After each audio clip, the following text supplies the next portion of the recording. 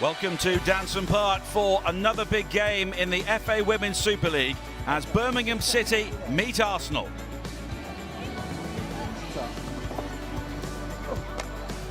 And it's a first opportunity for Marta Tejador to see Birmingham on home turf. Of course, it's Mother's Day and somebody has remembered the flowers as well. And it's been a long time since Birmingham City have played.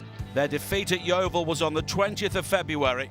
And they face a really tough task here today against one of the form sides in the WSL. And Arsenal, of course, know that 3 points here today will guarantee them Champions League football next season. They were very impressive during that 5-1 win against Liverpool last week. And they have all of their goal scorers in prime form at the moment. And that could be key in the run-in towards the end of the season, as they look to end their long wait for a championship title under Joe Montemurro. Would you ask her to come over? Because I don't know how this works. What will you be expecting from today's match? Well, good morning. We're expecting to have a very open and equal match. I think details will unbalance it. Is the motivation higher when it's stronger opposition? I know you've mentioned about this before. Yes, I think so. And as far as I know my team, I think we play better when we play against top teams, like difficult teams to beat. It's like, I don't know, we compete better. International break, but how have you prepared for this match? Well, but the international break was some time ago. We had 2 weeks and a half, I think. So we've worked a lot. We have had a couple of friendly matches in order not to be so, for a long time, not playing. And I believe we come here at this point very well prepared. Joe, well, a huge game today and an opportunity to confirm Champions League football. How are you feeling going into today's game? Yeah, look, we've planned well and we've designed the day hopefully well, and look, it's going to be a very, very tough game. I mean, Birmingham are a very good side, and you know, we need to be very, very careful. But as long as we worry about what we need to do and the performances are there, we should be right. Title race is still open. What would it mean to you to win the title this season? Well, obviously it was one of our targets when I came into the job, and you know, we've been definitely focusing on that this year. And look, it's a massive step forward for the club. You know, obviously the league is a very, very strong league, and now to have 3 or 4 teams who can potentially win the league is a big thing for not only the WSL but for English football. Looking at individual stats this season, Miedemar breaking records, Beth Mead assists, Miedemar goals, but it seems to really be coming together as a collective as well. Look, football is a game of 11 players, and you know, the stats are very, very important, and you know, very, very important for each individual milestone. But the reality is that we go out to play our collective game, our style of football, and if the stats happen, they happen, and it's important that we're together in going forward. Thank you and good luck. And here is the league table. The former Birmingham and Arsenal defender Laura Bassett is alongside me, and it looks very good for Arsenal at the moment. Yes, it really does. It's a perfect picture for them. It's in their hands, which at this stage of the season, that's exactly the place where you want it to be. So I'm sure they're highly motivated for today's game. And Birmingham City do have games in hand. Do you think they could still potentially close down Chelsea? Yeah, I think that's got to be their aim. That's got to be their main target, and certainly with the remaining games, it's certainly achievable. So again, this is why today's game is going to be such a great one, because it's both teams have something really, really good to play for. And let's have a look at some of the key players ahead of today's game here. We will start off with the top goal scorer in WSL, Vivianne Miedema, 20 goals in only 16 games, and she has been a player who came in with a world-class billing and lived up to it. Yeah, that's right. And this season she's just gone from strength to strength, and it's absolutely fantastic for the fans to see week in, week out an absolute top quality caliber player like that. And she's just, you know, smashing all records, and she's just going from strength to strength. And goal scorers can often be seen as selfish at times, but she certainly isn't. No, she's not, and she's not. She's at the forefront of everything of Arsenal when they're going forward. She's that central pivot that they look to play through. But she plays so well already. We've seen she plays so well with Danielle van der Donk, Little behind her, and Beth Mead and McCabe, and it's just such a wonderful attack going forward. And Mead is another player who has stepped up to one of the big clubs in WSL, and her goal-scoring form for club and country has been very important recently. Yeah, it has, and I think her landmark, will we see the cross, I think is the cross shot, I think is her trademark. I'm sure she'll be wanting to score one of those today, but she's certainly in fine form, and I think especially going into the summer, she needs to keep the form up for the Lionesses. And for Birmingham City, another player who is looking to make an impression for the national side as well, Lucy Staniforth. Yeah, that's right. She's so comfortable on the ball, and she can be such a game changer. I think we've mentioned Miedemar and Mead, how they link up really well, but I think Staniforth and White, their link up and their partnership is vital for Birmingham's success. And Lucy Staniforth, another player who has really come to the fore for the national side recently as well, and a number of players will have the World Cup in the back of their mind, won't they? Yeah, that's right. I think first and foremost is your club football. You have to play well week in, week out. You have to be consistent, but you are fighting for that, to get in that final 23 players in Phil Neville's plans. But first and foremost, it is your club, and then if you play well for them, you do get that added extra for being in the World Cup squad, which I'm sure they'll be, it'll be in the forefront of their minds. And as ever, it is always a blustery day at Damson Park. It certainly is. It's Birmingham Solihull weather, but I'm sure. But this is perfect conditions for the players. A little bit of rain to water the pitch as well. That would be perfect conditions for the players. And it's a decent crowd here once again for one of the big games in the title run-in for Arsenal. And of course, they have really recovered well from disappointment in the cups this season, and that is the mark of a good team.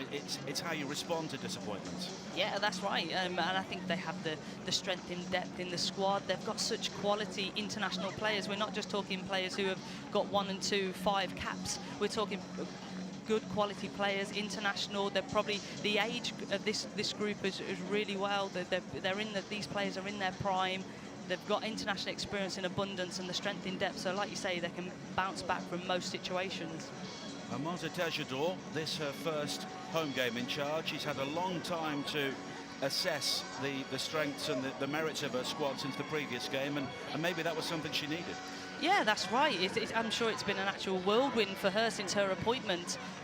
With such a long break from their last game in Brighton. But you're right. It's sometimes it is a blessing in disguise, because you can really get your hands on your team, really know what they're made up of, and really get into them, get to know them well, and she's been very vocal in their preparation. They've played PSG in a friendly, they've played a boys team, so the last 2 weekends they're very prepared for this game. So, and Birmingham Arsenal is always closely fought. It's always top quality football being played, but neither team like playing against each other, because Ellen White certainly performs. She always performs well against Arsenal, but also Arsenal have a lot to play for today. And the new coach has said that Ellen White is a player who is a big game player, but she seems to be the sort of player who plays 100% whoever the opposition is. Yeah, that's right. Ellen does love big games, but she just loves playing football, especially coming back off. She's missed a lot of football, especially in 2018 with her injury. But Ellen White, she just loves playing football, loves being out on the pitch. You can tell in the way she plays. She demands very high standards, but she'll give everything, as she does for her club, as she does for England. Every single chance, every opportunity she gets to play. And the teams now emerge. Arsenal looking to lock down a place in the Champions League for next season. They've not played in Europe for some time. Birmingham City hoping to improve on their league position last season. It's been another very solid body of work from them. And of course, they've had their injury problems to contend with. And while their budget is considerably less than those ahead of them, they've ensured this season that nobody has had an easy game when they've come here. And Arsenal appear very, very relaxed, and And that's been the key for them recently as well, that they've looked like a team who are enjoying their football. Yeah, that's right. I think you can see they're enjoying their football. They're playing with a smile on their face, and I think that's something that's what Joe Montemuro. He's a very cool, calm guy, and I think that's spread into his players. And here are the two teams. It's a home debut for Marta Tajador, and she makes 3 changes from the last game against Yeovil. Harriet Scott and Megan Sargent return to the back 4, with Sarah Mayling and Paige Williams dropping to the bench, and Chloe Arthur is also given the nod ahead of Marissa Evers. Ellen White faces her former club and will hope to replicate her form in this fixture from last season when she scored a hat-trick.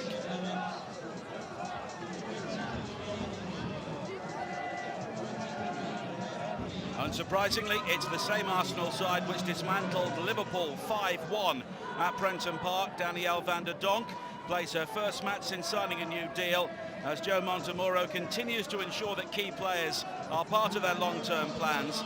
Vivian Maidemar's goal last week was her 20th in the WSL, and she's one of only several players in excellent goal-scoring form.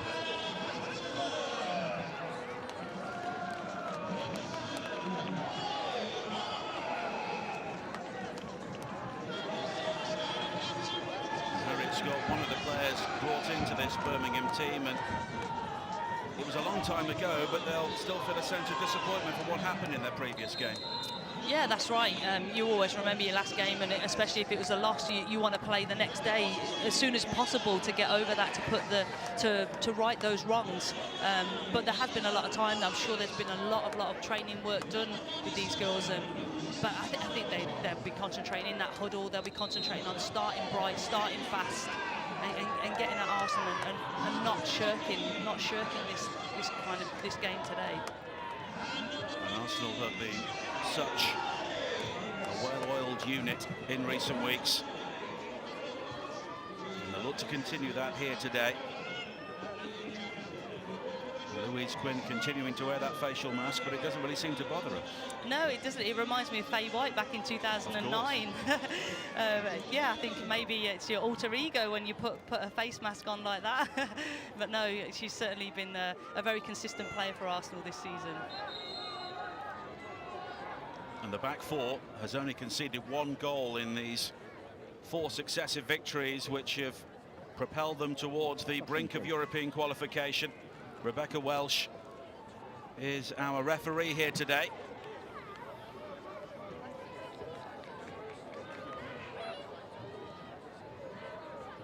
And as the teams change ends, Arsenal just have one final team talk. And we heard about Joe Montemuro talking about the collective before the game, and while they do have world-class stars, the team ethic has come first. Yeah, that's right, and I think that's the most important thing in a successful winning side, and I think he knows that, and I think he's instilling that in his players. But it's so important whether you get that nod to be in the starting 11 or whether you're a squad player, a young player coming in. It's the whole collective. Everyone's got a part to play.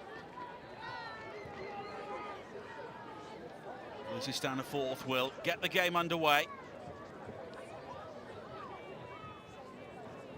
Birmingham City may look to shake off some rustiness after so long without a game, and Arsenal may not be the ideal opponents for that, but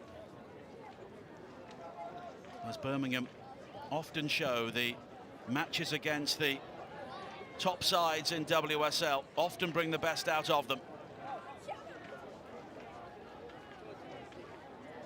And Ellen White will always have motivation playing against one of her former teams.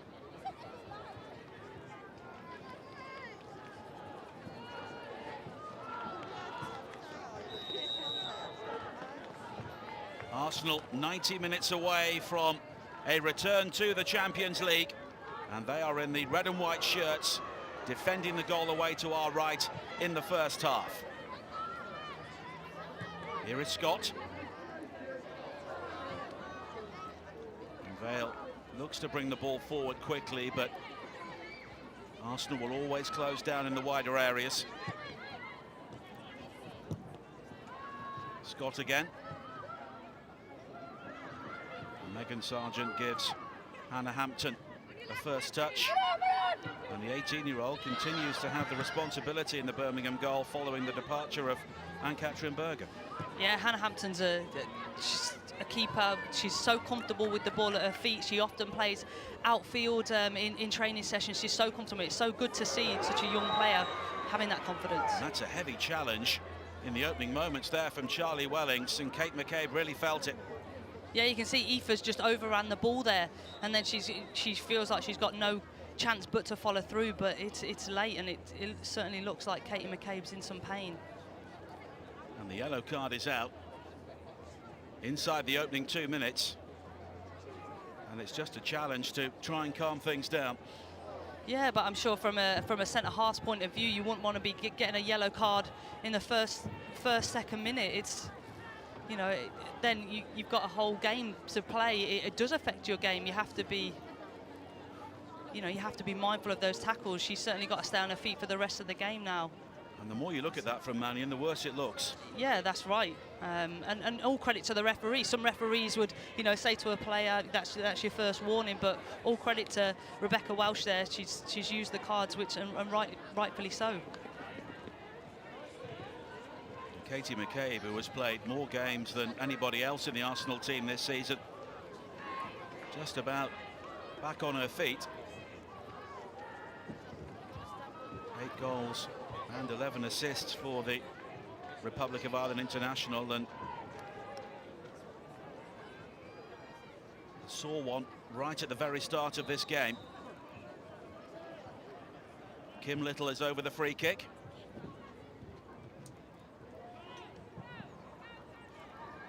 Quinn is forward.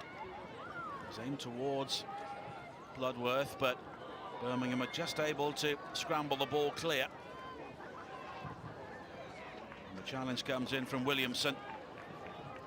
And Arsenal here looking to set up their attacking platform. Medema was involved in a deeper area. Kim Little will close down the goalkeeper. And that was coolly done by the teenager. Yeah, that's right. She's certainly not scared to play under pressure, and I think that's both all credit to her for such a girl of 18 years of age, to be so cool, calm, collected in your own 6-yard box. It's brilliant to see. She's only going to progress that throughout her career. Van der Donk going to ground. And Chloe Arthur just nips in, but Arsenal already applying early pressure here.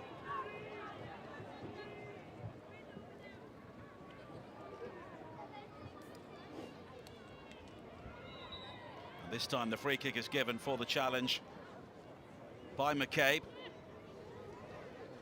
And when Birmingham played Arsenal here last season, it was a convincing victory. Ellen White scoring a hat-trick in a 3-0 success.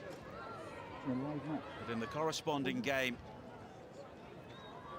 in November, Arsenal won by 3-1. Jordan Nobbs scoring twice on that day. And the fact she is absent for the long term, and Arsenal have continued to play so well, is a tribute to the strength of their squad.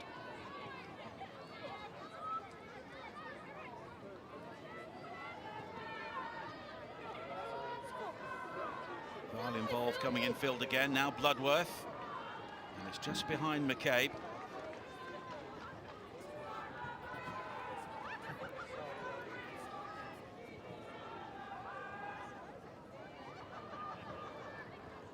Mannion under pressure now, of course, trying to manage that yellow card, and the back pass was closed down by Van der Donk, and it's hurried goalkeeping once again from Hampton. That's right. I think you can see anytime the ball goes back to Hannah Hampton, I think you can see Kim Little press, or whether it's Danielle Van der Donk, they really exert themselves to put pressure and to force that either mistake or force the ball out of play. Miedemar just losing out. Wellings will try and run it clear, but Birmingham finding it very difficult to escape their defensive third at the moment.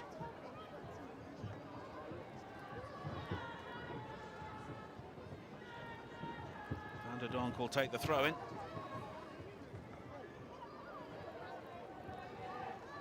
Into Little. Now McCabe. And this time Birmingham do get the free kick and the opportunity just to relieve some pressure. Yeah, I think you can see in the midfield areas it's tight, it's compact, it's the ball's transitioning a lot, people making unforced errors. I think we're seeing quite a few fouls already with 5 minutes on the clock, with quite a few fouls, and the players just trying to ease their way into the game and maybe being a bit overzealous and trying to stamp their authority. The situation at the top of the table, Arsenal with 42 points, Manchester City with 41 and Chelsea with 35. And of course Chelsea do have a Champions League semi-final coming up against Lyon, but at the moment it looks like they will miss out on qualification via the WSL for next season. Scott. Follis is quickly robbed by Vile. And there's the confidence to play the ball out inside the penalty area. Little involved once again. Here is Mead.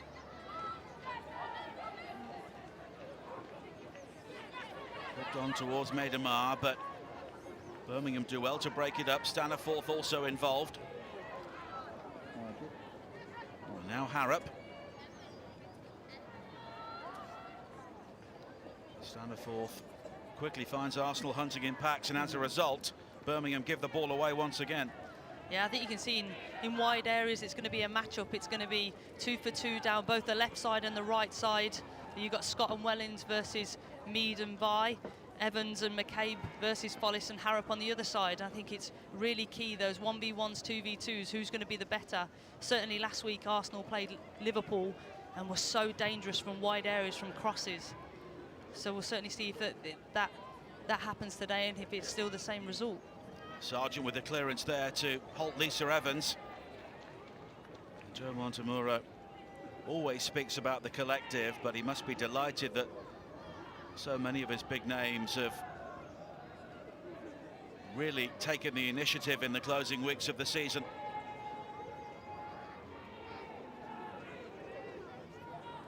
Little, Mead and Medemar all on the score sheet last week. And now they have a free kick. Beth Mead, the player, fouled.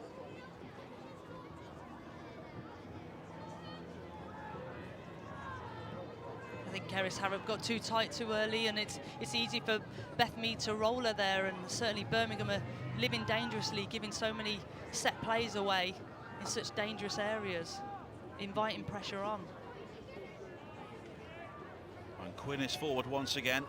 Van der Donk lurking, looking to possibly block the run of the goalkeeper. And it's high looking for Williamson. And Quinn was involved, and she's the player penalised. Yeah, I think Birmingham did really well there. They won the first ball, won the second ball, and that's what they've got to do, be ultra competitive in that 18-yard box, especially from set plays, because Arsenal certainly have some players that can deliver wonderful set pieces.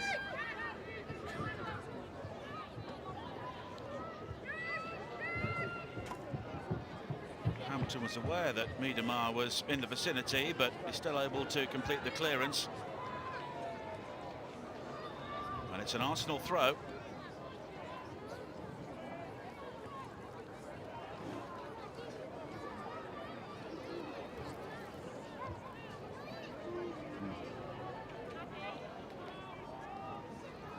Van der Donk. Bloodworth appeals for handball. And Arsenal have the free kick. Chloe Arthur, the player who just transgressed, and at the moment it just seems a matter of time before Arsenal make this pressure pay. Yeah, you could say that, Nigel, but I don't really think they've troubled Hannah Hampton. I think Hannah Hampton's been very comfortable with the back passes that she's received. Arsenal are yet to have a shot on goal, so if you're Birmingham, you know, you're quite happy. You've kept everything in front and you've defended quite well. And it's another free kick here. Apart from the free kicks Yes. that they conceded. And it's taken quickly, but too quickly for the referee's liking. Beth Mead was the player fouled once again.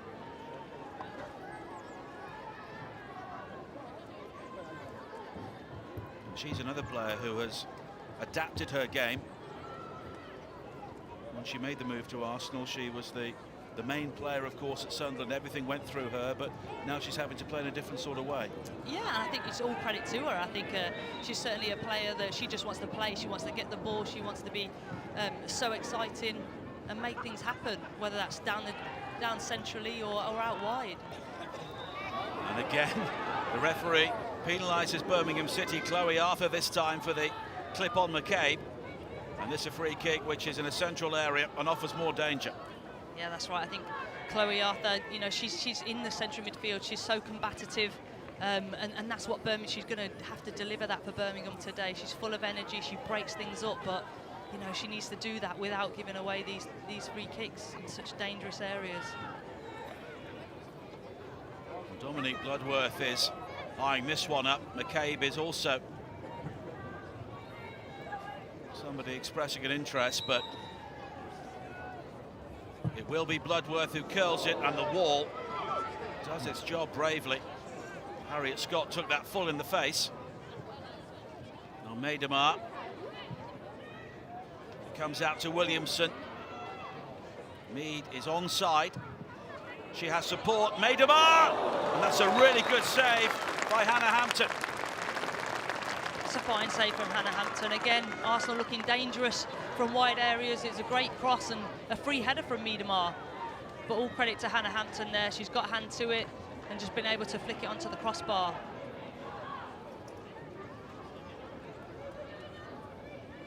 Well, this only her 8th appearance in the WSL. The corner was worked short. And Birmingham are able to deal with it.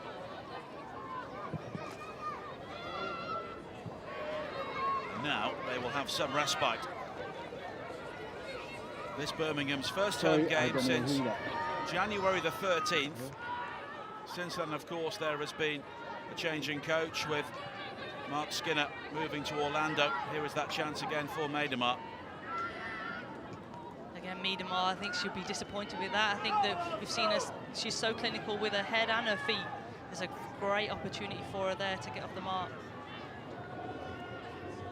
And it's been a really mixed bag of results for Birmingham since the change in coach. 4 successive away games, which included that memorable win at Chelsea, Marta Tejedor's first game in charge.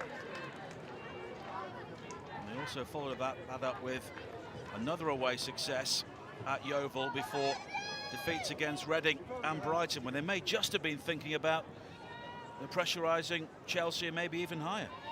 Yeah, that's right. I think from a whole club and team perspective, to lose to Brighton away, you know, when they're on a fine run in the league, was really disappointed, and something that, you know, I'm sure that they've overanalyzed and couldn't wait for today's game. Took the lead in that game and then lost out late on, and it was a similar story when these two sides met in the Conti Cup earlier this season. Arsenal scored twice in the final 7 minutes to come from behind.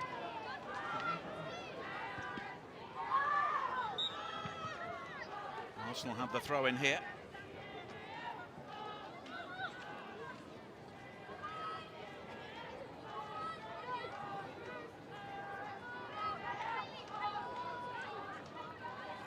Williamson.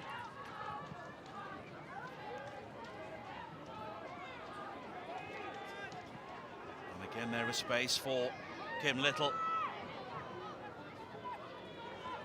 She had the option further wide of her, but Birmingham this time are able to close down the angles.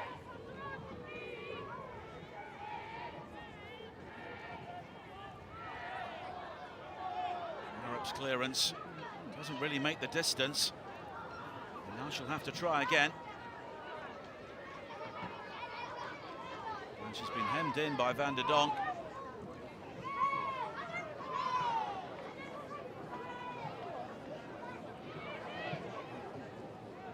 Arsenal here continuing to keep Birmingham penned in that defensive third, but now maybe they can look to break out themselves. Scott. Wellings.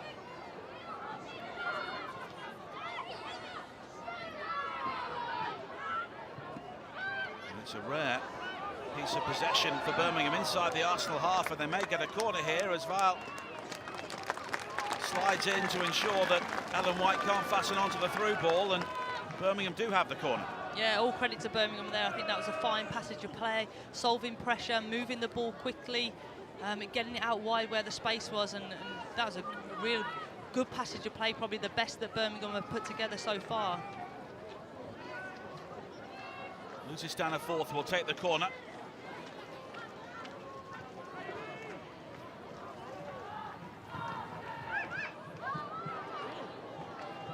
It's dealt with by Quinn initially, and that's a smart turn, but the shot is too high, but Birmingham do at least have their first effort on goal. Yeah, that's right. A great second ball pick up from Emma Follis, and she does well to shape up, pretends that she's going to shoot with her right and cut it on her left foot. But again, she just leans back. It's a non-preferred foot, and unfortunately skies it over the bar for her. Emma Follis does have 4 goals so far this season as Quinn has given the ball away. Here is Wellings. Looks to thread the ball through. Now Arthur. It will go down as Birmingham's first effort on target, but Hero Magnin is able to gather comfortably.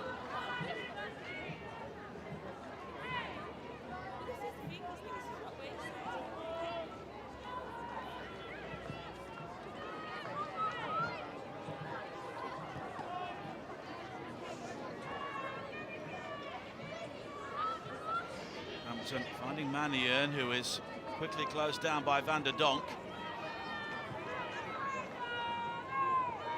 Arsenal had the throw-in, but they've just had 1 or 2 warnings in the last few moments. Yeah, that's right. I think Birmingham have gradually etched themselves into the game with the corner. They look more comfortable in possession now.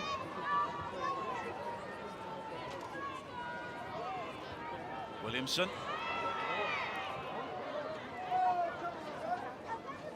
And the free kick conceded by Chloe Arthur. Good composure from Leah Williamson. She just tried to skip Chloe Arthur, but like I say, the combativeness of Chloe Arthur, she's not going to allow her to get past her. Little. She receives it back. That was the right sort of ball for Katie McKay, but just on the wrong side in the end. Yeah, that's right. That's something you can expect from both these fullbacks from Arsenal. Lisa Evans on the right and Via on the left. They're very attacking players, very fast, very powerful, and like to join in at every occasion. Goal kick there found Beth Mead, but she couldn't direct it towards a teammate. Staniforth. Now Scott takes over. Birmingham believe they should have had a free kick. Here is Little. Now Williamson. Ellen White waving her teammates forward because there's a risk she could be isolated the way the game has started. Yeah, that's right. It certainly looks like Birmingham want a high press, and that's what Ellen's turning around to her team and saying. But it's finding that balance, isn't it? Making you high press when you've got the support of your team around you. So it's getting that balance, getting that communication sorted, so that you can really apply good pressure and force those errors. Quinn. Now Mead. Stepping away from Scott in a battle of the 2 number 23s, and she's got the free kick. I think Harriet Scott knew that Beth Mead had wriggled away from her. She tried to slow it down. She didn't want to. She let go of her because she doesn't want to pick up a yellow card. But then I think Beth Mead eventually got the ball off to Danielle Van der Donk. Could have played advantage, but they have another free kick. Be interesting to see what number free kick this is for Arsenal. Close to double figures inside the opening 20 minutes. By just unable to keep the ball in play.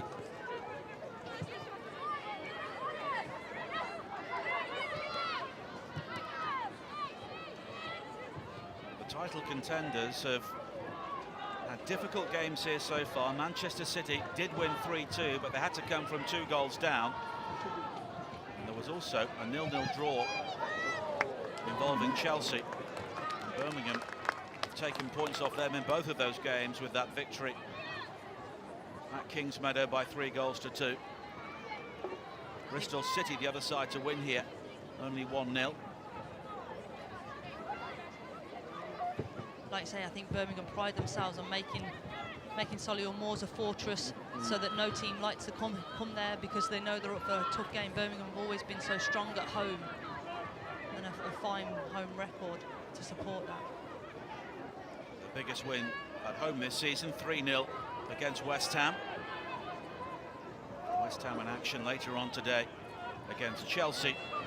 Manchester City facing Liverpool, the team that Arsenal beat 5-1 last week. There's a player down here, so Rebecca Welsh has stopped play to see if Van der Donk's okay.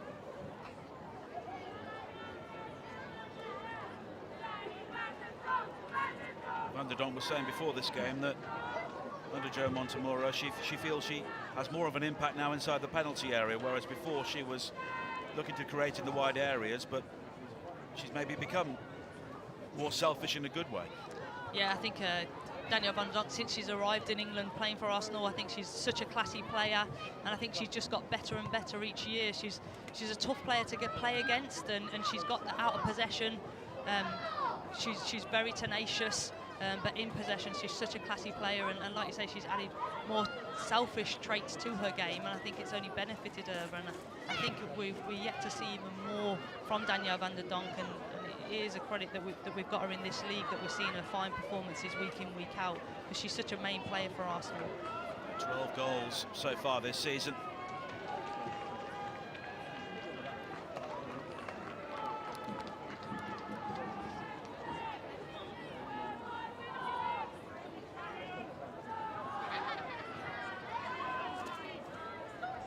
Here is Sargent.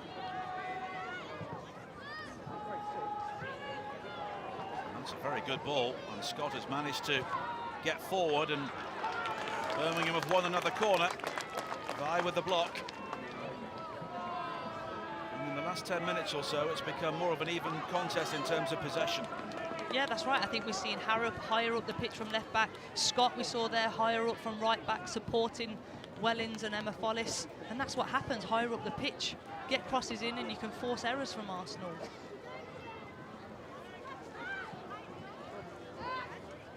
Harrop is forward.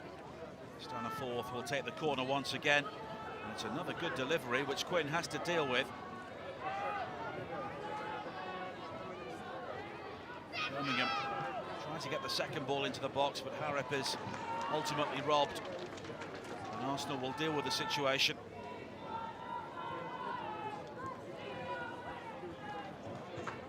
I think credit to Louise Quinn, that's 2 corners Birmingham have put on, and she's got a head on both of them and cleared the danger. Now Mannion has lost out. Maidemar helps it forward in the general direction of McCabe, who has done well to close down the clearance, but handled as she did so. And Birmingham have the free kick.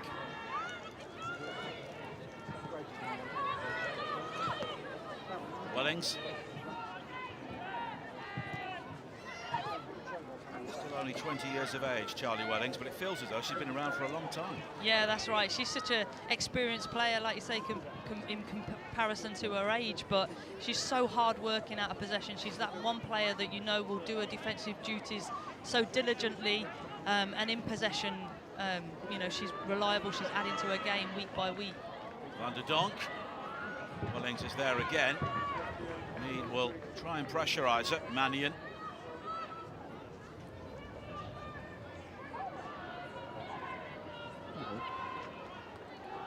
Now Ladd.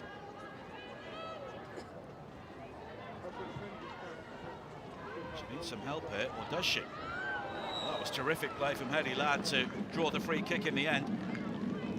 It's wonderful to see Hayley Ladd playing with such confidence. She has the ability to do that in whatever area of the pitch, and the fact that she's just done it in a defending third and shown the class and composure and draw the foul, it's a credit to her. And I think Birmingham are gradually starting to grow into this game, holding onto the ball a little bit longer with a little bit of composure, drawing in more players. Mead on the chase, but again, Mannion is able to cover. Player who was booked in the opening minute here for a very rash challenge on Katie McCabe.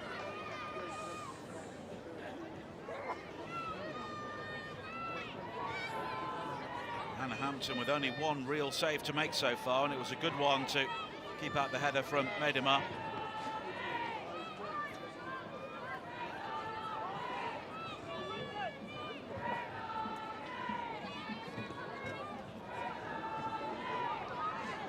That's good running in the wide area from Medema. Megan Sargent did well to keep up with her, and it's a corner. Yeah, Megan Sargent did well there. Initially, it looked like Miedemar had skipped round her, but Megan Sargent's so quick. She's acceleration quick, and she eventually manages to get a toe to concede a corner. But it's a great combination from Little and Miedemar there. The first combination, really, that we've seen between those two. Miedemar with 29 goals in all competitions so far this season. Little working the corner short with Mead. And it's her cross. Van der Donk is around the back. And can they scramble it in? Well, what a remarkable clearance. Mannion striking the ball up against their own crossbar, and somehow Arsenal failed to score. That was incredible. I'm not too sure how eventually Birmingham cleared the ball away. Well, there's no goal line technology here, but it will be well worth another look. Yeah, that's for sure. But again, Arsenal's so dangerous from crosses.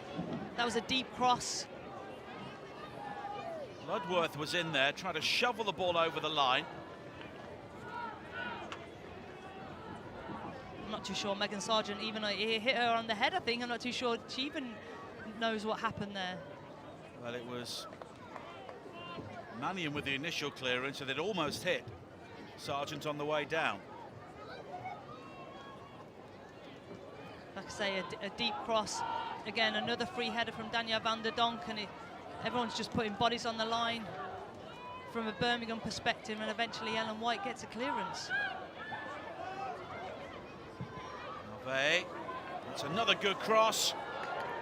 This time, McCabe coming around the back, couldn't supply the finish.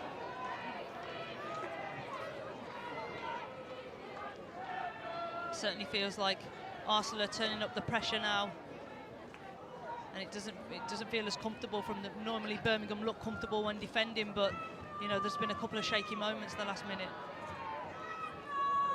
White just muscled off it by Williamson. White then concedes the free kick. Van der Donk.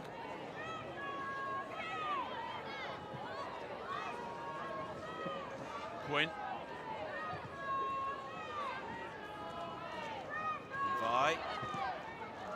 She goes for the return, but Harriet Scott is on the cover, but the back pass from Megan Sargent almost creates confusion.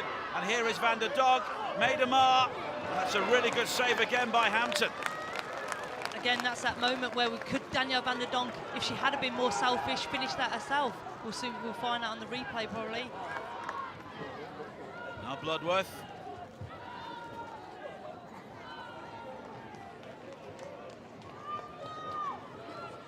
Birmingham living very dangerously in the last few moments.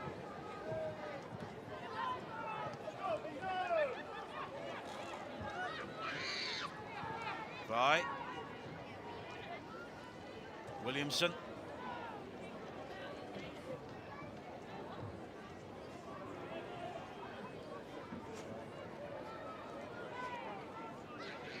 Evans and McCabe looking to create more down the right-hand side. Van der Donk suggesting she was fouled there by Mannion, but the officials are happy for Birmingham to continue. Arthur. She's looking for White. She brought the ball down superbly, but she was offside.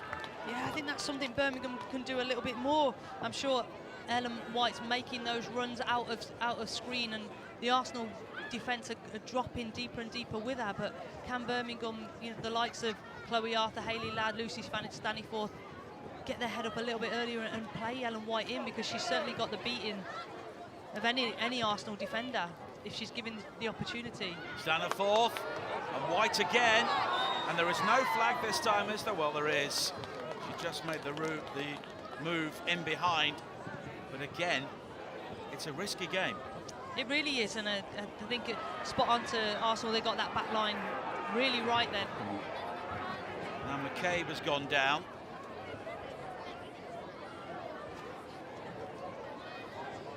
She's very close to the Arsenal technical area.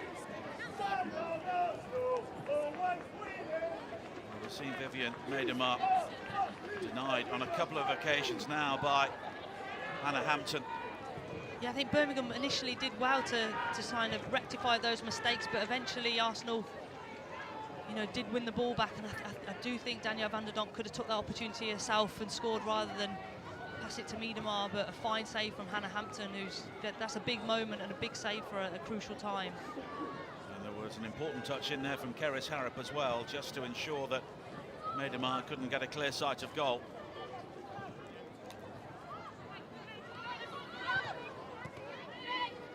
Mead. She's not getting too much change out of Harriet Scott here. That's right. I think Harriet Scott and Keris Harrop, both fullbacks, have been really aggressive, not letting the forwards turn, which is really crucial because it allows the Birmingham back line to stay high and don't drop off too early.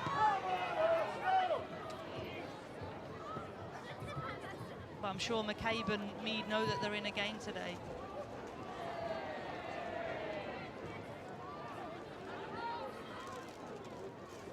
And Arsenal started the game in imposing fashion, but Marta Tajador will be happy with the way his side or her side have really come back into this game and have started to cause one or two problems herself. Yeah, that's right. I think overall she'll be okay with the performance maybe, but maybe disappointed in the first 10-15 minutes with the amount of free kicks they gave away. But you know, they've grew into the game, but now I think she'd probably be disappointed that they haven't really created a good goal scoring opportunity yet and made Pedro Mannion make a save. But Arsenal last week became the first team in WSL history to create a goal difference of plus 50. They've scored 62 in 16 games and conceded only 12, but Birmingham have kept them out here so far. Staniforth. Well, lad. And again, the flag is up. Yeah, I think the warning signs are there, though. I think it's a great midfield battle. I think Birmingham are so tough in that midfield. They're winning the tackles and trying to set Ellen White off a little bit earlier now. And I think Ellen White has been offside the last couple of times, but she will find that one chance when she'll time her run right and she'll be through. So the warning signs for Arsenal defence are still there.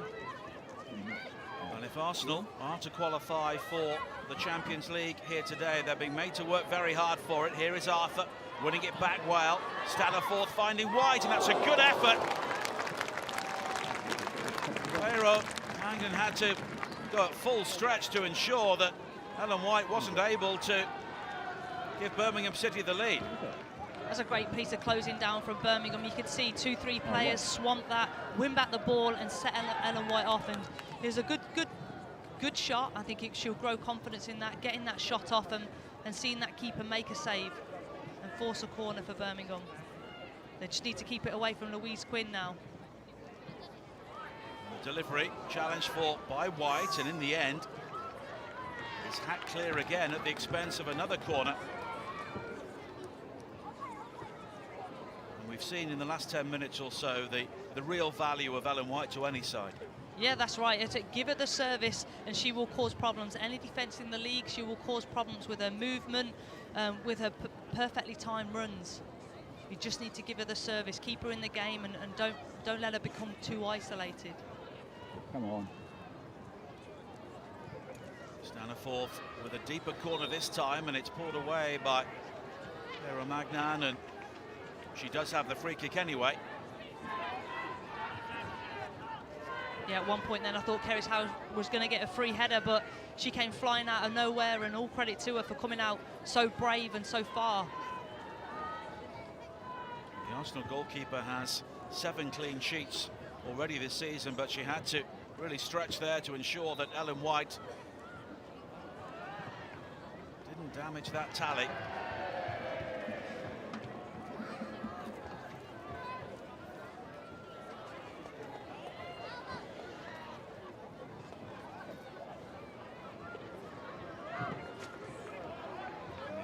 points there, closed down by Chloe Arthur.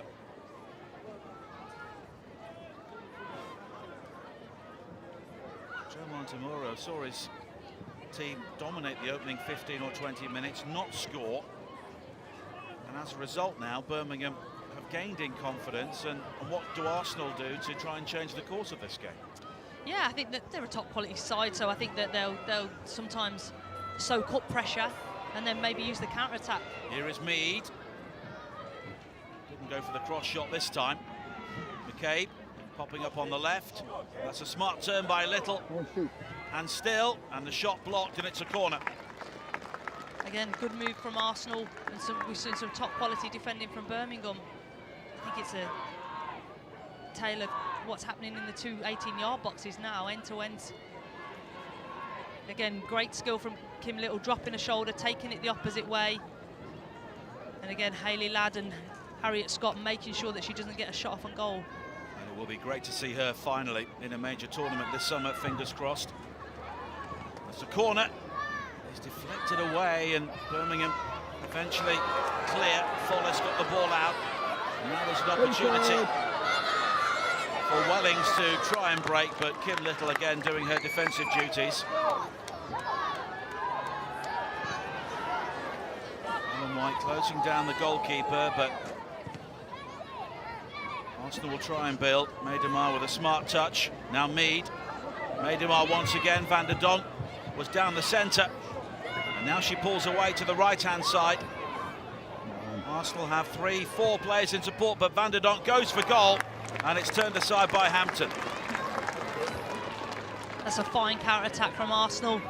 I think you can see that Miedemar's pivotal through everything that they could do going forward. And I think maybe this time Danielle Van der Donk decides to come inside and shoot maybe with her left foot, but I think McCabe was sitting top of the box, so she could have laid it off for her for a free shot on goal, but she decides to be selfish this time and force a corner. Beth Mead will take it. Quinn and Williamson are forward once again. Van der Donk coming short. It's further back, and it's a deeper cross, which Hampton had to readjust very well to tip over. I think Hannah Hampton saw that late, maybe. She seems to readjust her feet quite late and makes the decision to tip it over the crossbar. Well, crosses like that do tend to swirl in this stadium in conditions like this, don't they? Yeah, that's right. And once, I suppose, once the keeper, once Hannah's made that decision, she's got to go 100% with it.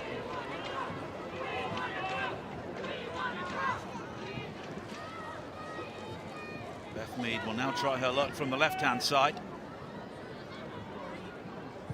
And the in-swinger was initially dealt with and then fired back by McCabe. And she claims a deflection, but a goal kick has been given.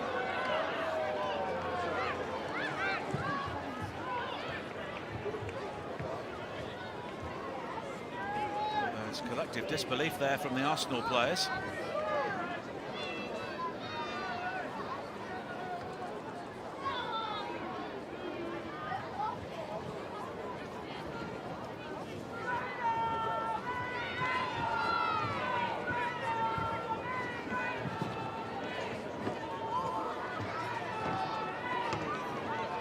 Wins the header, but Birmingham recover the second ball through Hayley Ladd, but here is Little. Maidemar now finding herself outnumbered at times. It was Sargent who was able to clear, but ultimately Birmingham had the throw-in.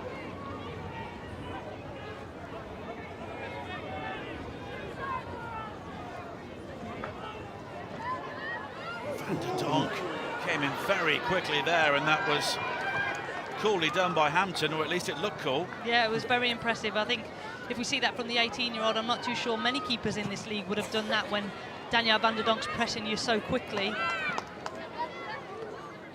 No goals, but no lack of talking points so far in this game. Right. Now Mead. Maidemar. That's a very clever run. Can she supply the finish? Well, she's driven wide. Now she has support, and it's Van der Donk, and a delicate effort is off target. I really thought that was going to be the moment. I think Miedema tried to maybe overcomplicate things. I think she'd made the space for herself, and then with Bloodworth leaving it to Van der Donk, just couldn't get it on target. That's another fine chance for Arsenal.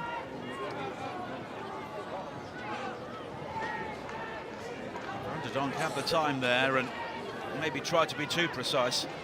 Yeah, I think so. And I think maybe Bloodworth could have took the. She's come rushing in, great pace, maybe connected with it from her left foot. She scored last week. She's got an eye for goals, certainly. Scott there with a very important header, because Miedema would have been in behind her there had she not made that. Mannion. And it's recovered well by Wellings. Scott.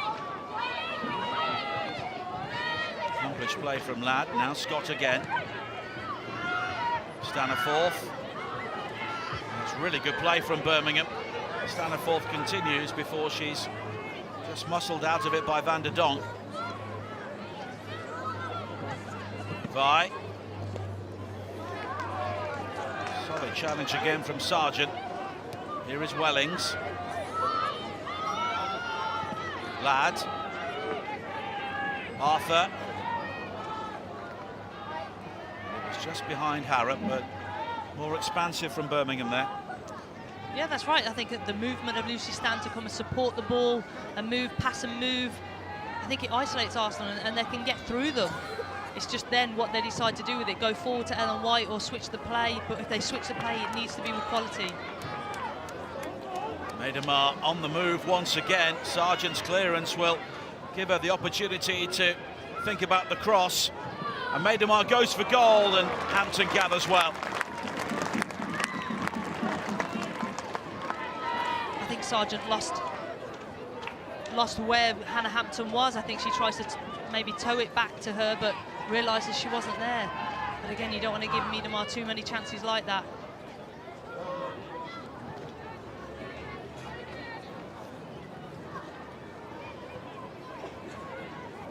Mannion, who's been able to manage her very early red card so far.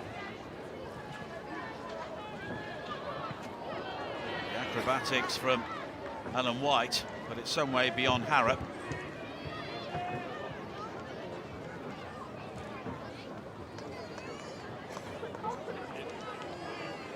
Lisa Evans will take the throw in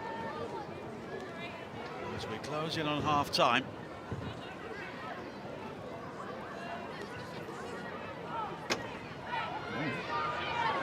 Staniforth, Scott.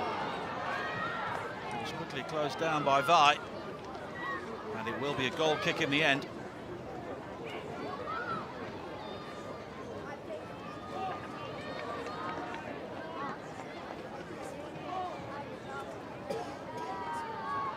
Joe Montemoro will have one or two things to sort out at half-time. Yeah, I'm sure he will. I'm sure that maybe the rhythm, I'm sure he wouldn't be happy with how Arsenal have controlled the game. I think there have been quite a few transitions that I'm sure he'd like to shore up, and some of the decision-making. But they certainly have created the chances. It's just now being ruthless, like they were perhaps against Liverpool last week, in some of the chances that they've created. Bloodworth, that's smartly done. Now she's got support in the wider area, but the shot from McCabe was quickly closed down.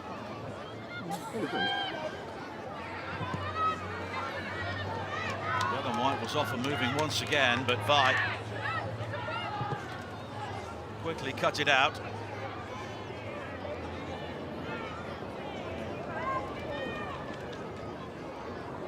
Little and Evans, though, unable to cook something up on the far side. Here is Follis. Wellings. White was the only blue shirt inside the penalty area, and the cross was beyond her. Yeah, we've seen the Wellings Ellen White combination when Birmingham beat Chelsea 3-2. But I think the last 10 minutes or so, the game's got so transitional end to end that I think both teams will be maybe wanting to get inside at half-time, regroup, give some good quality feedback to each other, and come out with a different game plan second half. But the crowd have been entertained. Both teams will believe they should have taken the lead in this game.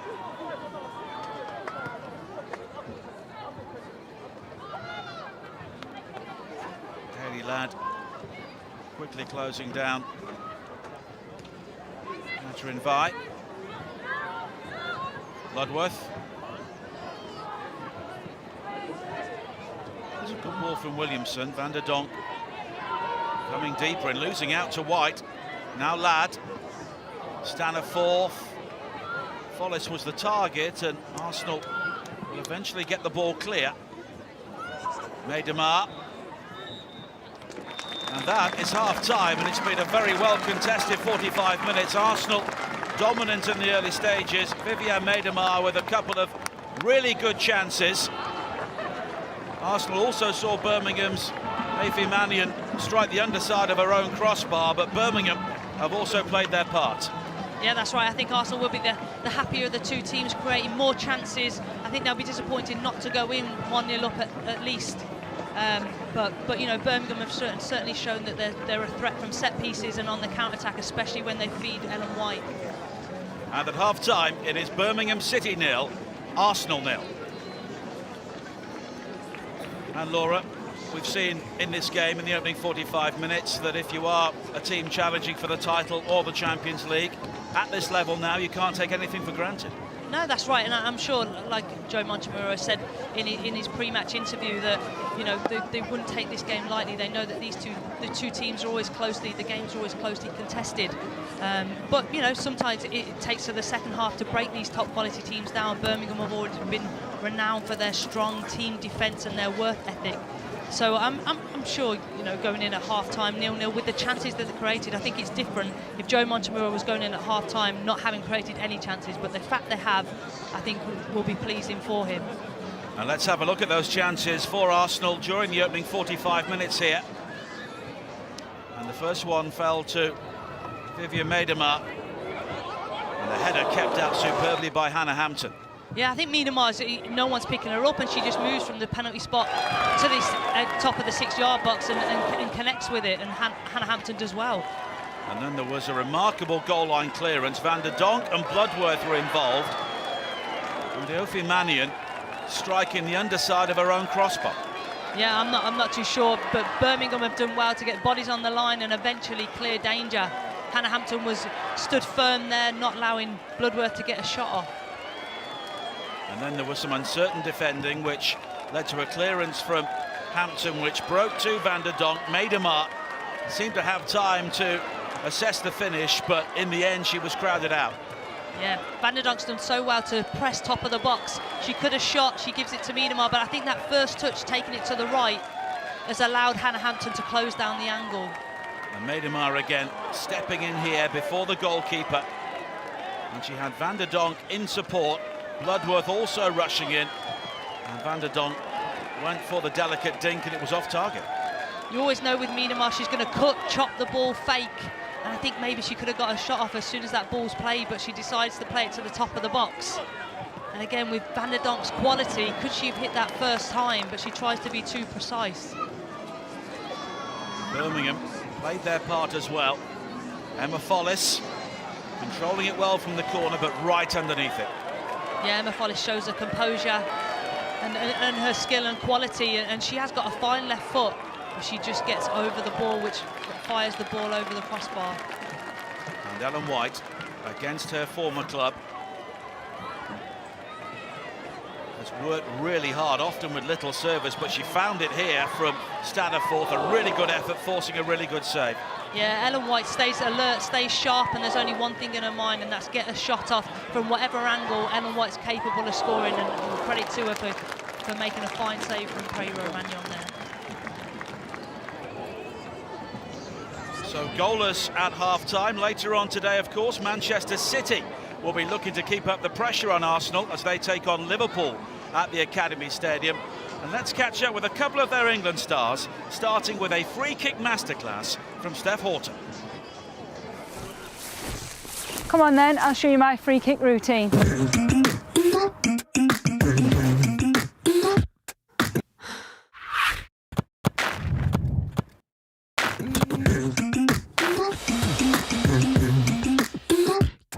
So Step one, getting a hold of the ball, placing it where the referee tells us to place it, or maybe trying to sneak a few yards if it's a bit farther away from goal, and trying to just get in the zone.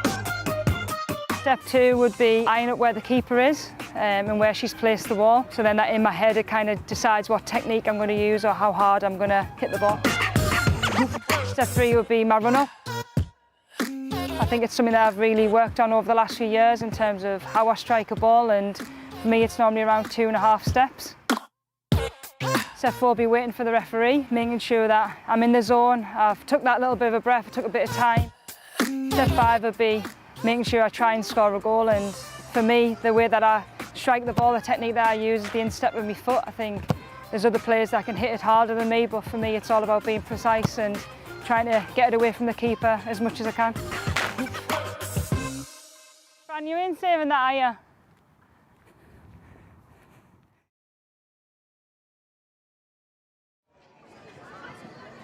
Georgia Stanway, and this is me. I'd sum myself up as I'm fun, energetic, on the pitch I like to work hard, I like to play with a smile. For me to be a footballer, I was definitely inspired by my parents and my family. They played a big part in my life. Without them, I wouldn't be here today, and the sacrifices that they've made, I wouldn't be here. Georgia Stanway scores one of the goals of the WSL season. From when I first started football, I was just playing it for fun, and then as I got older and older, I definitely thought I'd like it to be a career, but at the time it wasn't really possible. So I started playing for Blackburn Rovers and I grew up playing for them. And then as soon as I moved to City, I then knew that it was possible for me to become a professional footballer. I signed the pro contract and I've never looked back since, and I've loved every single minute. It's massive for me to look up to players like Steph and Lucy, because when I was younger they were definitely my idols, and going through the England ranks they came in and they did presentations and they spoke about what it would take to be a senior international, and to now be playing alongside them on the pitch, it's an unbelievable feeling. The ultimate dream for me is obviously to continue doing well at City. There's trophies to be had there, but as well as that, winning the Champions League and the World Cup would be one of the greatest honours. Stanway hits one from a long way out. Oh, what a goal! If I was going to tell myself one thing looking back, it would definitely be to not put too much pressure on yourself. I was really harsh on myself, and I always wanted to be perfect and I always wanted to be the best at everything, but I think you just need to relax, just enjoy what you're doing, and obviously there's no pressure at such a young age.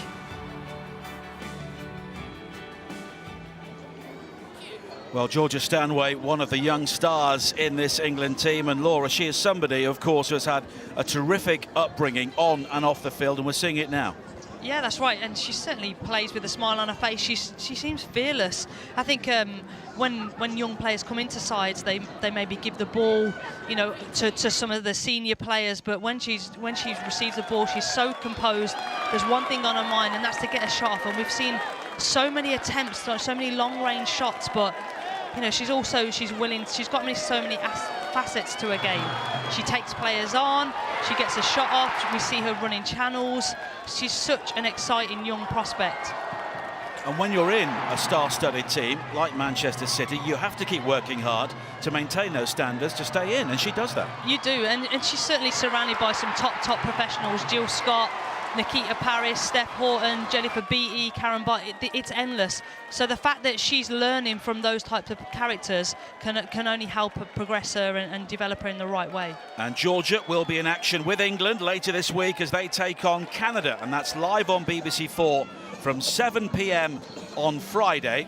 And a few days later, Spain are in town to take on the Lionesses at the County Ground in Swindon. Live coverage from 6:30 on BBC Two. And don't forget, you can see highlights from today's game and all the other goals in the WSL on BBC One at 11:30 p.m. or the earlier time of 9 p.m. on the BBC Red Button. And shortly we'll go pitside where Ellie Barber and Alex Scott are ready to talk England. But first, let's reflect on that memorable She Believes Cup campaign for Phil Neville and his team. A huge year for England starts here. And the penalty is awarded, and Brazil have a deserved lead. And that's the equaliser for England. What a goal! England 2, Brazil 1. Back to Rapinoe, the USA lead. Steph Horton, oh, what an equaliser! Here's Nikita Paris, and England lead against the world champions. It's forced home eventually, the USL level. What a start for England! Karen Carney, England's second, and it's 3!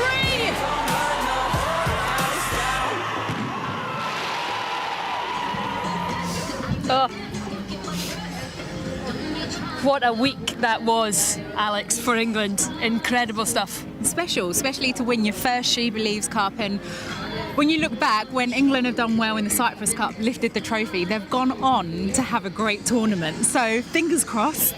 But overall, it will give the team a lot of confidence. A lot of players playing for places, that added pressure. But I think everyone stepped up and delivered, and Phil Neville will be happy with that. Yeah, the only real kind of, I suppose, little downside would have been the injury to Izzy Christensen. She's got a real race now to be fit for the World Cup, doesn't she? It is a real race, and that's the thing for players in games like today, the risk of injury, but you can't think about it when you're playing. But to spin it on a positive, it's a good injury to get now because she has got time to make it back. Yeah, she does indeed, and there is a lot of competition in that squad. We saw out at the She Believes Cup, we've got these great games as well, building up to the World Cup to come, starting with Canada.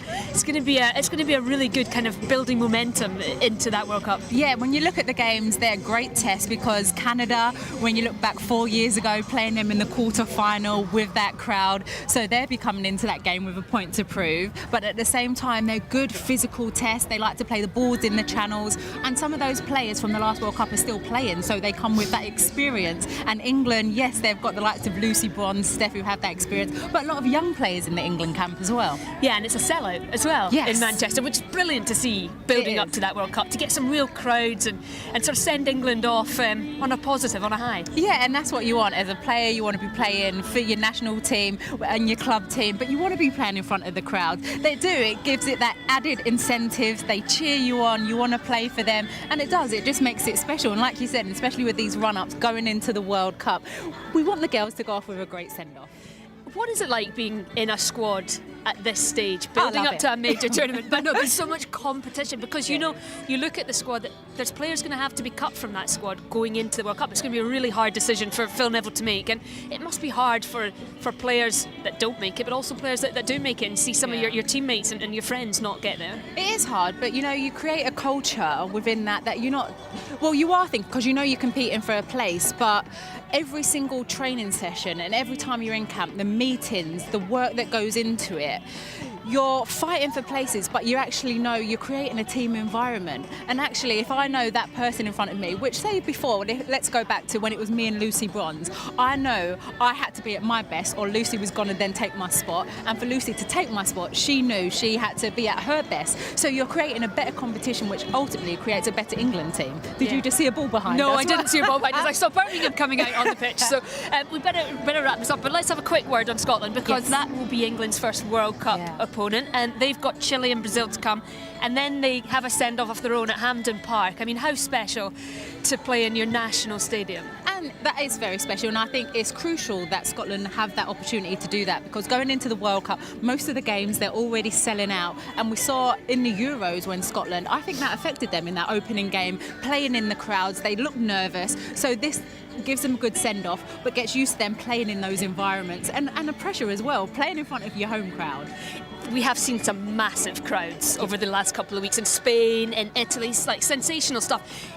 How have they been able to do that? And for Scotland and for England when they play at bigger stadiums, how do you get these crowds in? Well, we do. We need to make the game more visible. It's great that now Barclays are now taking over and sponsoring the league, that investment, but it is. People are seeing these crowds and they're like, actually, they're going to women's football games. I need to be going to women's games. You just create that buzz and that interest, and it's great to see. And I feel that right now, for women's football, it's taking off. It's special. You can just feel it, right? Yeah, this summer is going to be incredible for that. Birmingham out very quickly, very early here.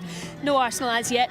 What did you make of the first half? The first half, I think Arsenal, with their chances, they need to be putting them away. I think Miedemar, normally so crucial in front of goal, I think she's taken one too many touches. Just get your shots off. But I think overall, Arsenal have dominated the first half. So Birmingham, maybe that's why they're out and in the huddle now, talking about how ways that they can improve and get back into the game.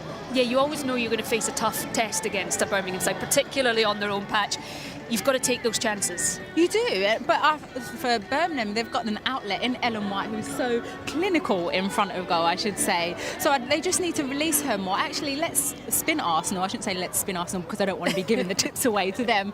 But Leah, look to turn Leah Williamson and Louise Quinn in behind and get the balls into Ellen White because, you know, she only needs a couple of chances. She'll finish them. Yeah, well, here comes Arsenal looking to maintain their place at the top of the WSL. We'll be back tonight with the Women's Football Show with all the goals from the top flight. Do join us then just after Match of the Day 2 on BBC One. Thank you, Ailey. And just to pick up on what we heard about there, Laura, of course we have decent crowds in stadiums like this in the WSL, but if you look at what they've had in Turin and in Madrid recently, it's a completely different level, isn't it? Yeah, that's right. It's been sensational, and I think the news and the whole buzz around it has transpired worldwide, and that's brilliant. And also around the corner we have our Women's FA Cup, which always is a fantastic date in the women's calendar, always draws a great crowd, and with the momentum going into the World Cup, fingers crossed, you know, the sellout crowds carry on to France and that World Cup, because it really could be sensational.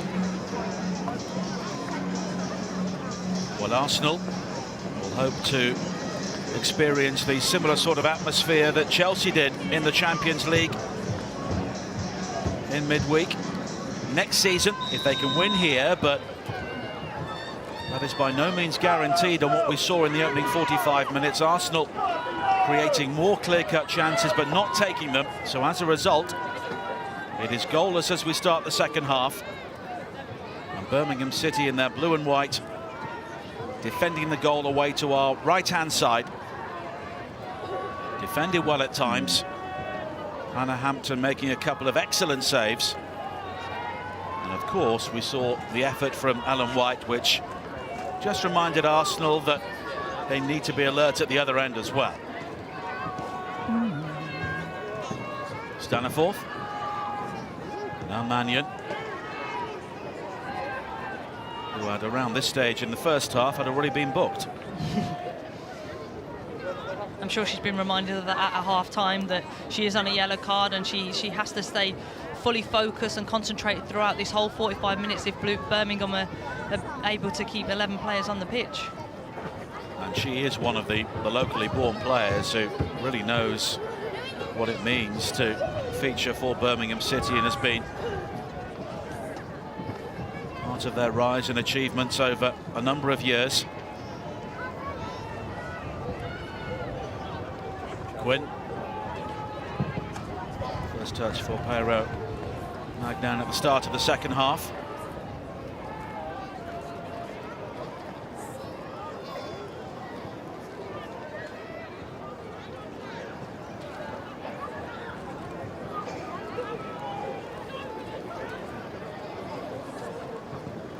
Arsenal starting this game a point clear of Manchester City, with a game in hand. Arsenal with 14 wins and only 2 defeats this season against City and Chelsea. And Manchester City with 12 wins and 5 draws, and we could have a remarkable situation where a team goes the whole season unbeaten and doesn't win the league.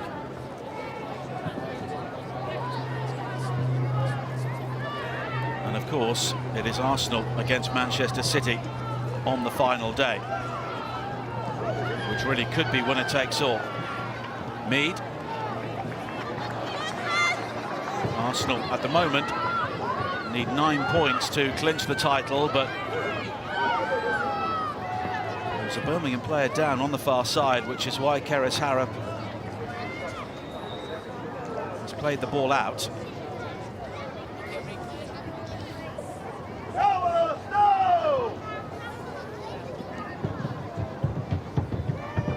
Really hurts as a player. I think Megan Sargent's, she's gone to clear the ball and she's had her foot facing downwards, and that tackle that goes straight onto the top of your foot, you've got no protection from your boot there, and that'll be badly bruised, and that they really hurt, they do.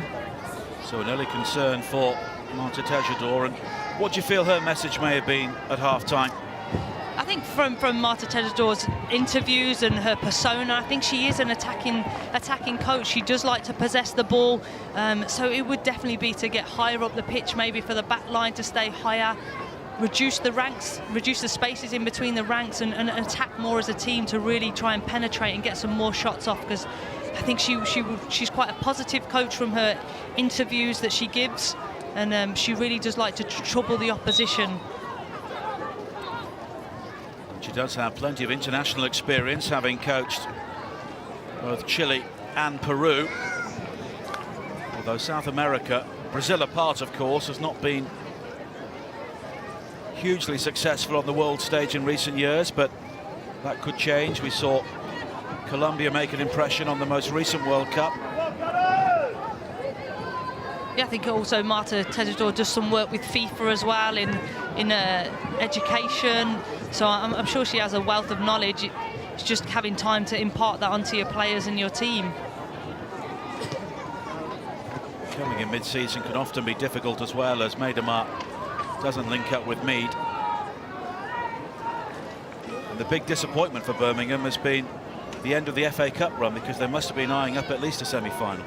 Yeah, that's right, and convincingly beating Yeovil and then Birmingham Reading is always a very, very close game. But to be on the wrong side of that result is, I'm sure the girls took that hard.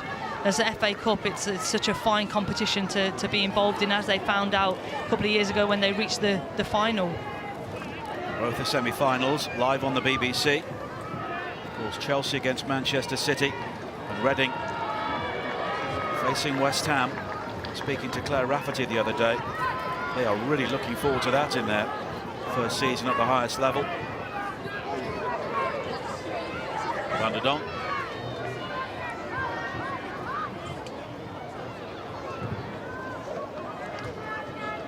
So you spoke about the attempts to make Birmingham an attacking team. They do have attacking talents, of course, but over many years they've often found it difficult to create, and they have been a team that's contained, and that's something which Joe Montemurro has maybe found in the first half here as well.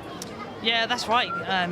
But I'm sure he's very confident in his top quality players and his attacking flair, both on the pitch and he's got such quality players off the bench to bring on.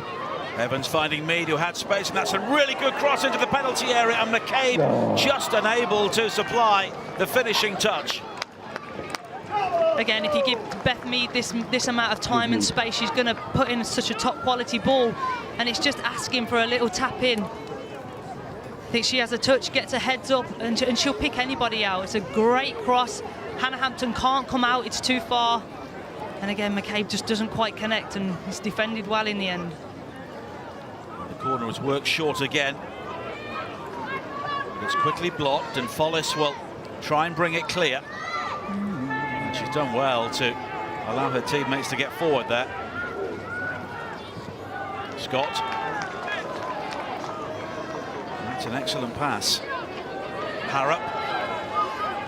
Helen White was looking for the earlier ball because she was on the shoulder of Quinn, but it never arrived. Here's Bloodworth. Mead. Bloodworth again, finding wide open spaces in the midfield area. But in the end, Mead unable to gather. I think Mannion read that situation really well. She sensed the danger and made sure it didn't come to anything. But as Bloodworth, I think last week against Liverpool, I think she was a class act, and I think now she started the second half in that fashion as well. She just drives past players. She gets the momentum and the rhythm going for Arsenal. She's such a key player, and she's because she's such a focal point in that midfield, she allows Danielle van der Donk and Kim Little to go and express themselves. The amount of rotation that they do have when they are playing well causes teams so much problems. This is a very different game for Arsenal to 7 days ago when they put 5 past Liverpool. Although that was a Liverpool side who have suffered 1 or 2 beatings in recent weeks. Here is Vi. Well done. Scott again doing well defensively. She's had a really good game. She has. She's so reliable and consistent in what she delivers, and she's such a positive player. And you can always look to her for that stability. If Birmingham players are maybe, lost their way, you look to Harriet Scott, and she always delivers. And she never gives up, and she's such a strong player. Kim Little almost wins it back, but Birmingham clear again. And the start to the second half really replicating what we saw at the start of the game, with plenty of Arsenal pressure. Quinn. Come on. Now McCabe losing out. Arthur. The ball in field, only finding Little. And this is where Arsenal can be dangerous on the breakaway. Van der Donk. Mead. I've seen a score from this area on a number of occasions recently for both club and country, but not this time.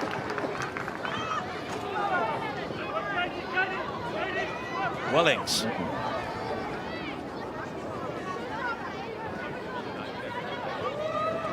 Arthur once again. White coming into a deeper area and fouled by Bloodworth. I think already early on in this second half we can see the game opening up. It's quite transitional, lots of space in midfield for players to come and join in and break lines. I think that's what Birmingham need. Ellen White maybe to come a little bit deeper initially to create those connections, and so they can attack more as a team. Now lads, and it's too high, but really the first time in the game Birmingham finding runners from midfield arriving on the edge of the Arsenal penalty area. Again, that's great work from Hayley Ladd. It's the first time we've seen her so high up the pitch, and she has got such a fantastic strike. And she'll know hands on her head, because she knows that she can finish from those areas if given the chance.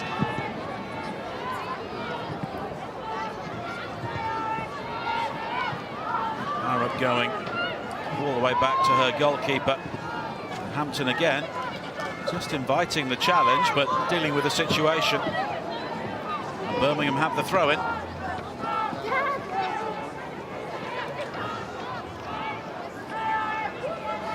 And Katrinberger were big gloves to fill, if you like, and at the moment Hampton's doing that. Yeah, that's right, and obviously Hannah Hampton would have learnt so much from training day in, day out from Ann-Katrin Berger. Now Staniforth. Follis. Scott. Arthur again. There's a deflection which is favourable for Birmingham. Follis though losing out. Vi will try and bring it clear, and she thinks she was fouled, but Birmingham have the throw-in. Staniforth. McCabe is the player who has gone down, along with Staniforth, and it's all getting just a bit fractious. Yeah, that's right. I think we've seen that all game, really. I think it's been really competitive. Both teams going at it, full-blooded tackles. And I think you can see, I think Vi goes down easily there. But I think this, I'm not too sure what happens to Lucy Staniforth in the end, but I think players... It was a swinging arm, though, which... The referee was in a good position to see that. In the end, Arsenal have the free kick.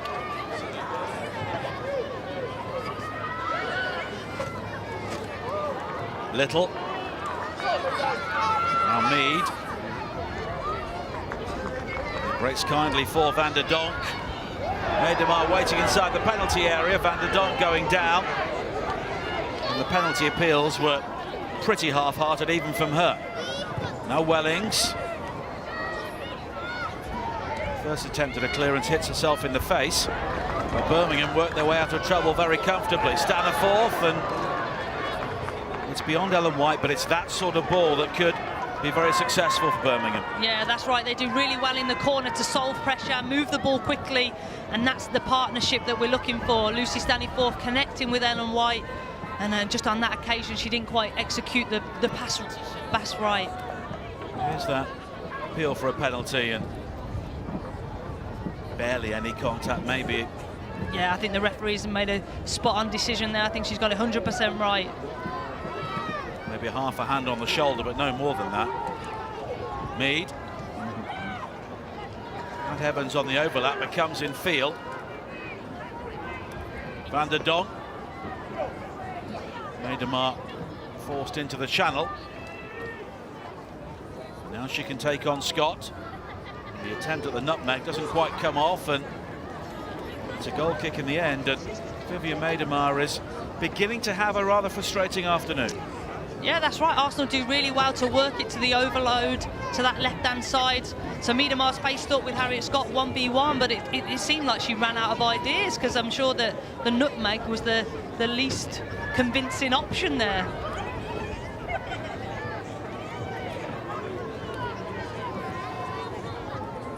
Medemar is a player who has such a terrific goal-scoring record. You can't write her off at any stage. Now Mead has two in support, but the effort in the end was gathered well by Hampton. It's a good shot from Mead. I think she sees the opportunity, and it's the first shot really we've had from outside the box like that. And the Don going down again, and again is looking towards the referee. Mannion, White, Staniforth and Mannion in support. White will try and go beyond Vi for pace. Clearance only finds Arthur. Follis.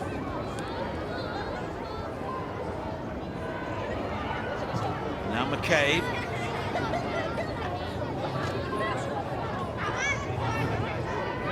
And Arsenal during a rather sticky spell in this game. Wellings. Oh. Cleverly done. She's picked out a teammate in Scott. Now Follis. In the end, it's a simple claim. Just that final ball from Birmingham, but what great play from that left-hand side from Charlie Wellings, cutting defenders inside out. And then she seems so isolated that she's drawn so many Arsenal defenders over that way that the only option was to pass sidewards.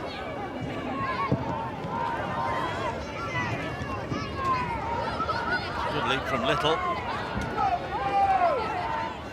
Mead.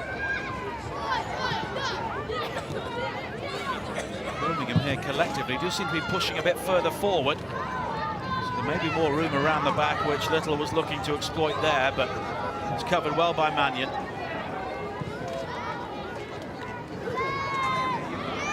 Wordsworth's header will fall for Staniforth, and it's into the wide open spaces for Ellen White, who again took that down superbly. Now she looks to drive towards the penalty area, and the referee does not see a free kick. I think that is a free kick. I think what a fantastic touch from Ellen White. She brings it out the air, which gives her the opportunity to make a decision. Does she go left or right? I think Leah Williamson has got her hand on her shoulder, which she's trying to cut across her. That would have been a vital free kick for Birmingham had they got it in great position. Mannion. That's the sort of hold-up play that Birmingham need to see from their top quality centre forward, Ellen White. Well, she scored 15 goals last season, but has had to manage a back injury during the current campaign. Staniforth. Wellings. Good delivery and a really brave effort. It was Scott coming around the back, and she may have been caught in the face for her pains. That doesn't surprise me from Harriet Scott. She'll throw her body on the line and she fully commits herself. It's definitely not a high foot. She's put her head down there, but full credit to her for going for the opportunity. You could argue that she could have stayed on her feet and maybe connected with her foot, but maybe she would have done that. She might not have reached. She did kind of throw her body at it, so her head would reach. But again, a good spell from Birmingham.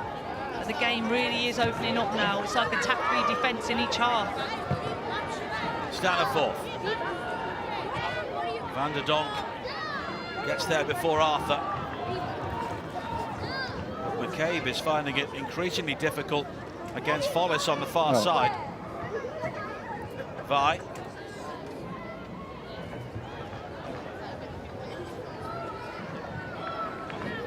I think Vi's had a really good game defensively, but I think because she's had to do her defensive work so diligently, we maybe haven't seen her higher up the pitch like we would have done in previous games. Wellings. And the free kick given for the earlier challenge by Ladd on Mead.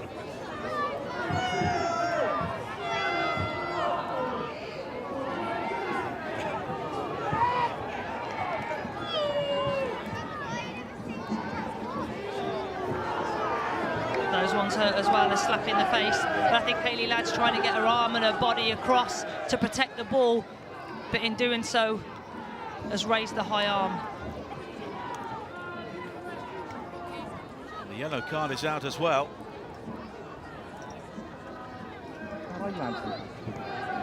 Hayley Ladd, the second Birmingham player to go into the book.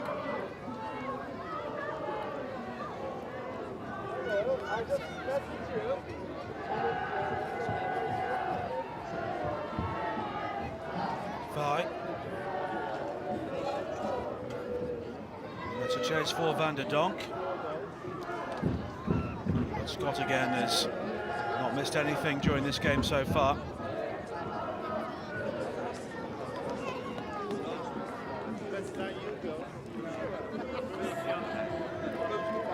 And defensively, Birmingham, apart from the odd scare which they've created themselves, have been pretty secure. Yeah, they have. I think everybody in the league, every team, every player, every manager knows that Birmingham they've got very, very good individual defenders. 1v1, they're very strong. Megan Sargent is one of the quickest players in the league as a defender, and Aoife Mannion is so strong and powerful that it's so hard to get round her, so it doesn't surprise me. Long from Little, and it's Evans getting forward now. Needed a better cross than that. Mannion needs some support. That's a very dangerous ball into her own 6-yard area. But Birmingham ultimately have the free kick. That's right, cool, calm from Aoife, passing responsibilities off to Megan Sargent. You know, it's great to see that they're so composed on the ball, that they feel they have the ability to do that.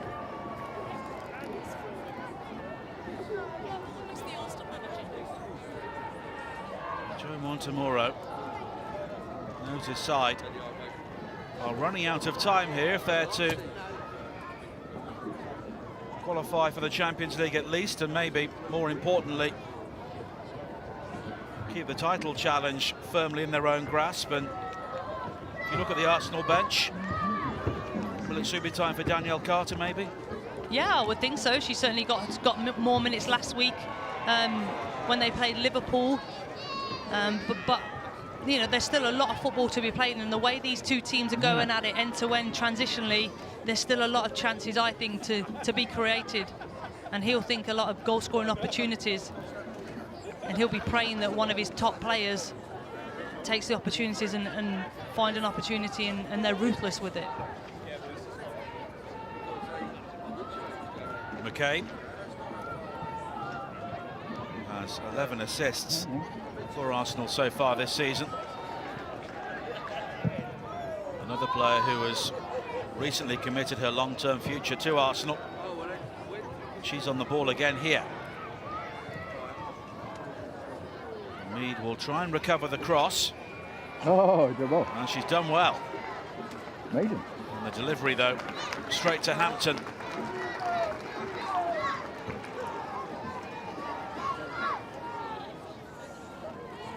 Arsenal's remaining games following this one: Everton at home, Brighton away, and then Manchester City at home on the final day of the season.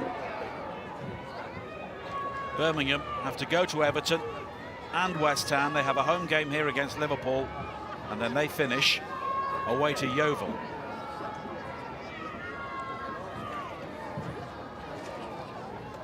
Vi almost releasing Mead. Wellings was strong again. She's had a really good second half. Mannion.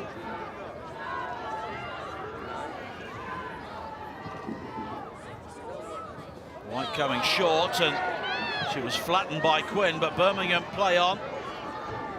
But Evans will get there before Wellings. Wellings has done really well here. Now she needs support. Finds it from Ladd. Arthur. Follis. And Follis has won it back from McCabe. White waiting inside the penalty area. And it's nodded on towards White. And the shot was blocked before it's gathered. But Arsenal defending very uncertainly there. Again, it started from great work from Charlie Wellings, not giving anything up and really giving Lisa Evans a really tough time down that left-hand side.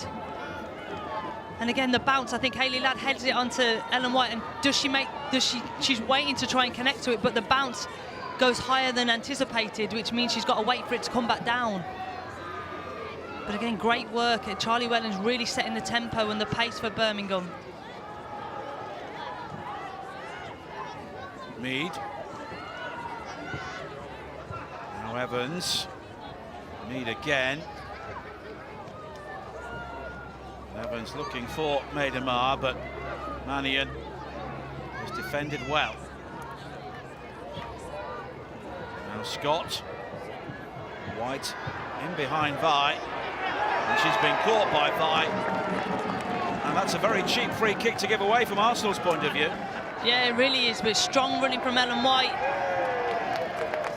And again, it's, like you say, a really cheap free kick. She's got hold of her arm. Ellen White's trying to get across that, but she prevents her. I think that's the first time that Birmingham have really got in behind Vi and made her run back to her own goal like that. Well, Louise Quinn was on the cover as well, though. But it's a foul which has led to the first Arsenal yellow card.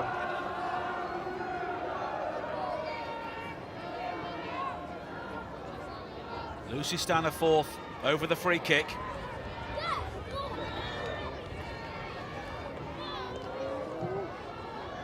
And it's a deeper delivery, and it's just wide. Chloe Arthur with a free header inside the 6-yard area. Such great delivery from Lucy Staniforth, which we know about from international level and at club level. And I just don't think Chloe Arthur realises how much time maybe she's got. But she's had to check her run, come back out, and she just doesn't quite connect with it. It would have possibly been better if she'd left it for Megan Sargent coming in behind. Yeah, you do wonder if there was any communication from that, but I think if you think it's on your head as a player, you're going to attack the ball. So maybe that's where the misunderstanding has come from. Bloodworth. She looks for Little. Mannion there again. Inside the final 20 minutes, and Birmingham at the moment are creating more. That's another heavy challenge, this time from Williamson.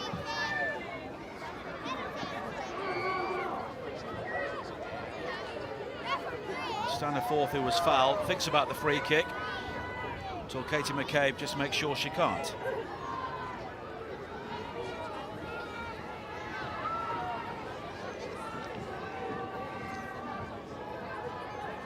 Birmingham look the more likely goal scorers at the moment.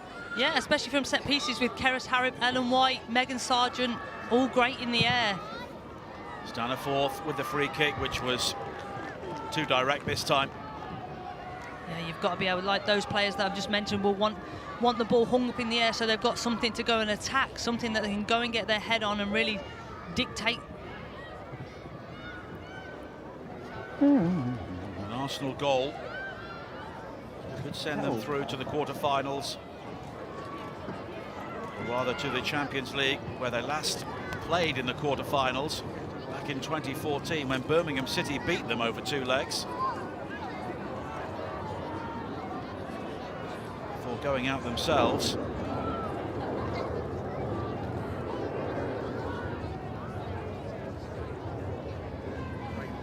There will be other opportunities for Arsenal to do that following today if they don't get the victory.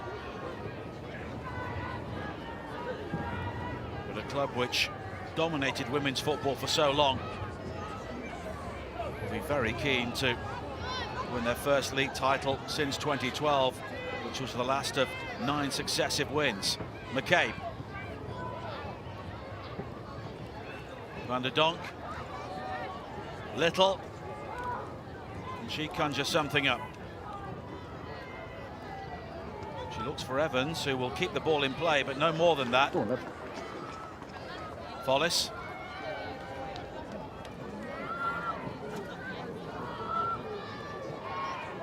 Long from Mannion, but well read by Bloodworth. Then one back well by Little.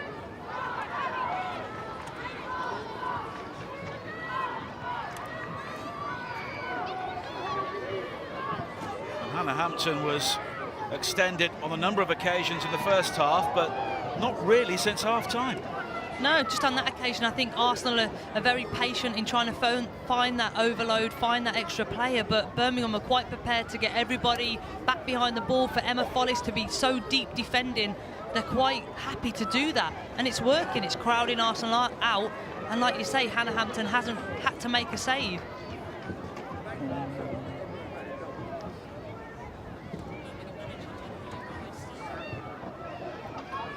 Her team have really carried out the game plan. Yeah, I think she can be proud of her players so far. They've improved from the first half, certainly, as the game's opened up. It's just that final cross that they need, or that final pass, that's really just lacking and preventing them from getting more shots off on target.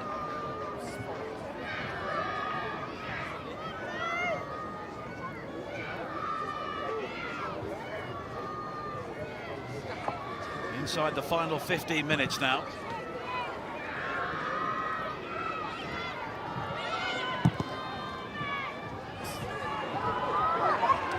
And McCabe will chase the long ball. And in the end, she collides with Mannion before Hampton gathers. Arthur.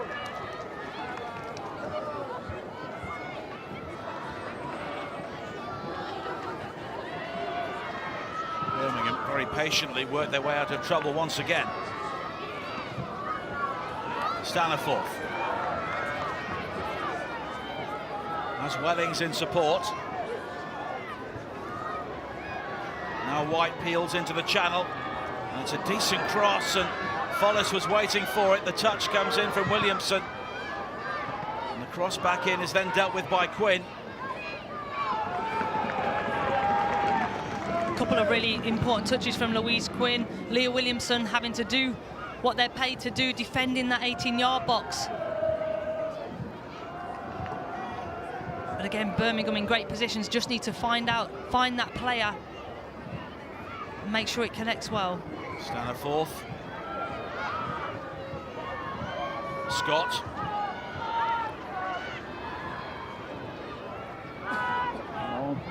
And the cross is finally delivered just beyond Ellen White, and it's Maidema all the way back there defending.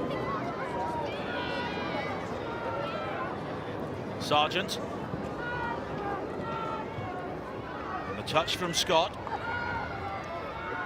Staniforth again, given the room to come inside. Ladd.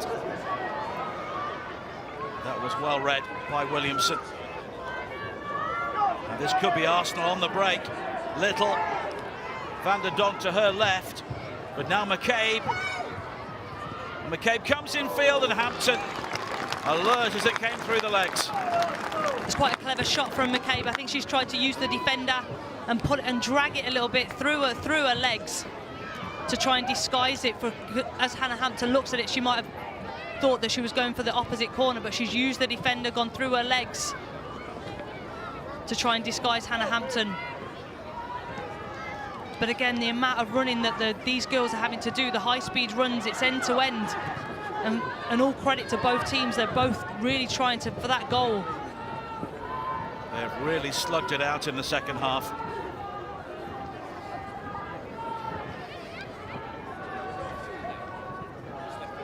Mead, well, that's given away straight to Ellen White. Staniforth in support. White looks to go herself for now. Can she deliver? No, she can't. Again, unforced error from Beth Mead, a turnover. Ellen White does so well. I think Lucy Staniforth's up with her in support, but I think the angle she is, I'm not too sure Ellen White can square that, but it's certainly the best option. But again, I think Leah Williamson does well to shield it. McCabe, found by Van der Donk. McCabe different! And Arsenal have their goal! Katie McCabe with another crucial intervention this season. And that could be enough to send them back into the Champions League and keep their title hopes in their own hands. Absolute brilliant play from Katie McCabe. We saw that a minute ago, the exact same position. She picked it up. She's going to drive infield on her left foot. She's going to get a shot off.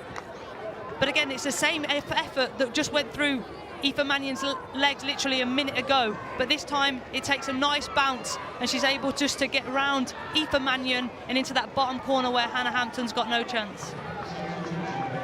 Well, it's the mark of championship teams to come through adversity, and Arsenal have certainly done that here today.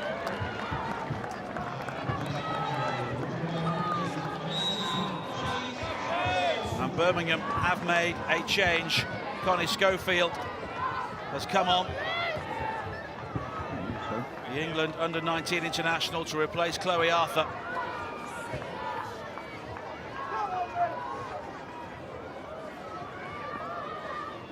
But Arsenal have their goal and may have 3 precious points in this title race.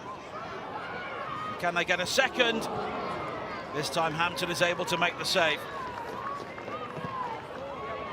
And there's a shot, Beth Mead trying a shot from a narrow angle.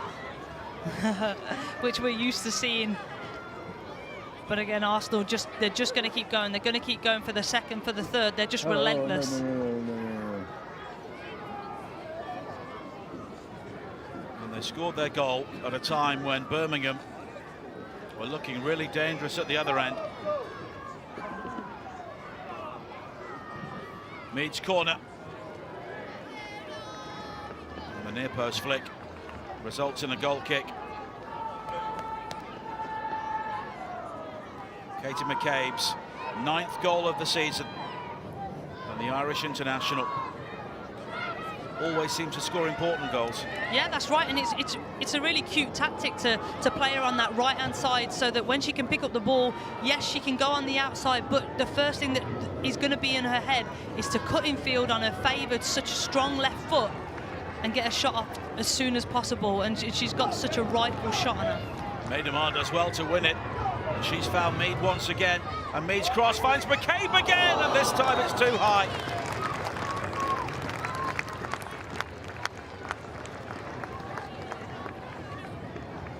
Again, it's that Beth Mead-McCabe combination.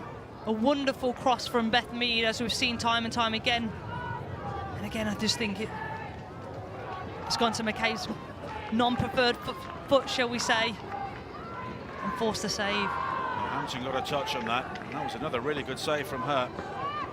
As a goalkeeper, will she have been disappointed to be beaten at the near post? Yeah, maybe, but I think she's using a defender to block that side off. So I think you can, maybe when a goalkeeper's doing that, they can edge maybe a little bit the other way, so that they can maybe reach and fill the goal. Mead will take the corner. It's blocked by Scott. Staniforth was back there, and in the end Arsenal are penalised for handball.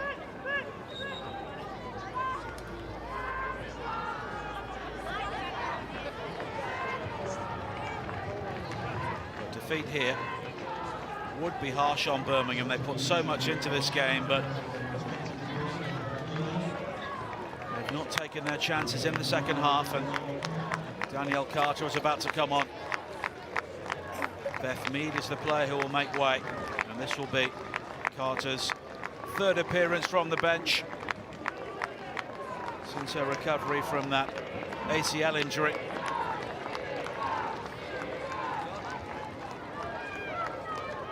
And it's just great to see her back. It really is great to see Dan Carter where she belongs, on the pitch, causing defenders havoc and giving them nightmares.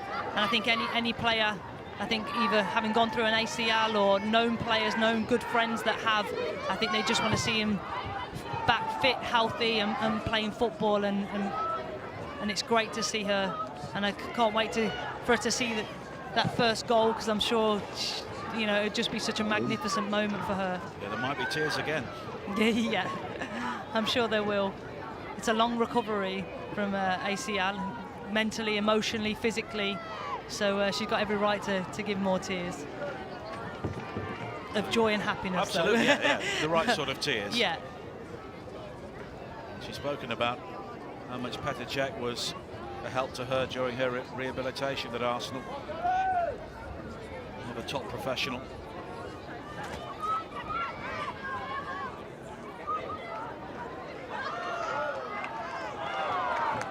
Bloodworth losing out to Schofield.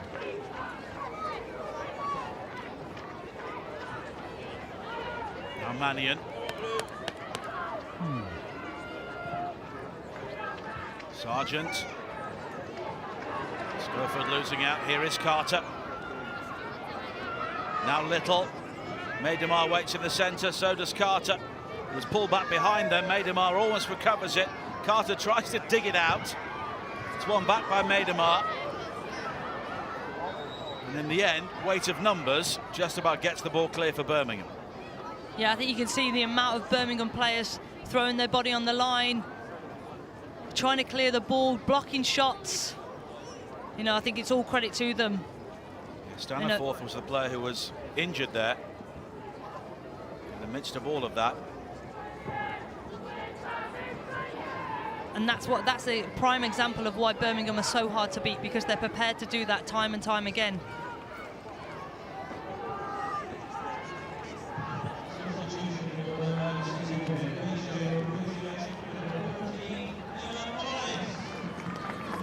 Birmingham making their second change.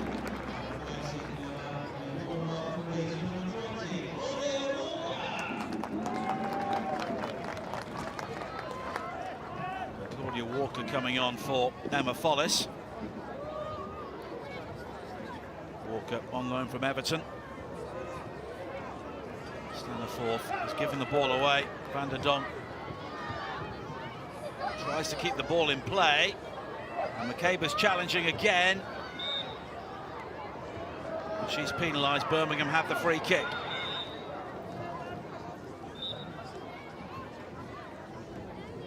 Can they create one final chance themselves?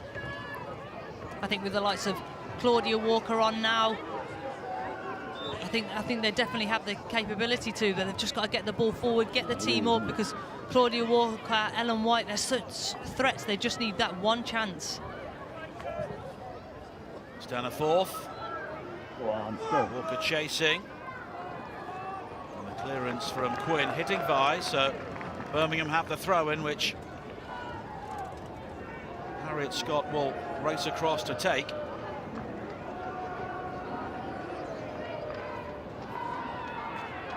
Dan Carter doing her defensive duties, and Arsenal have the goal kick.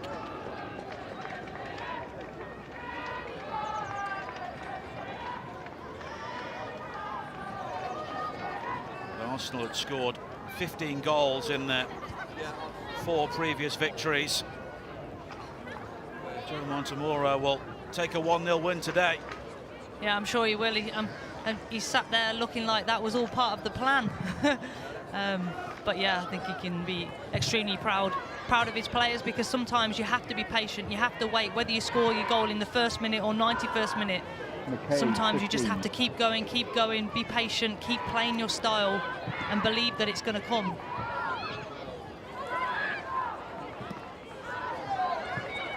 Birmingham still working hard.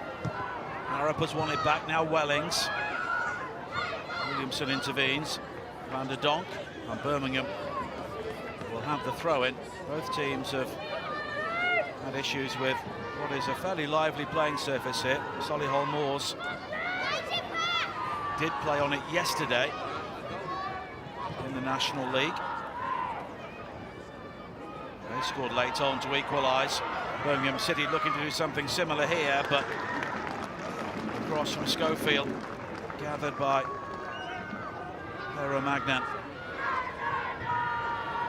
Again, some nice intricate passing down the right-hand side from Birmingham. And Connie Schofield just can't get that cross away without the deflection going into the keeper's hands. But it's there, those half chances are there. They just can't make that final execution of pass, a quality one to trouble the keeper. And they have 90 seconds of normal time in which to try and find the equalising goal.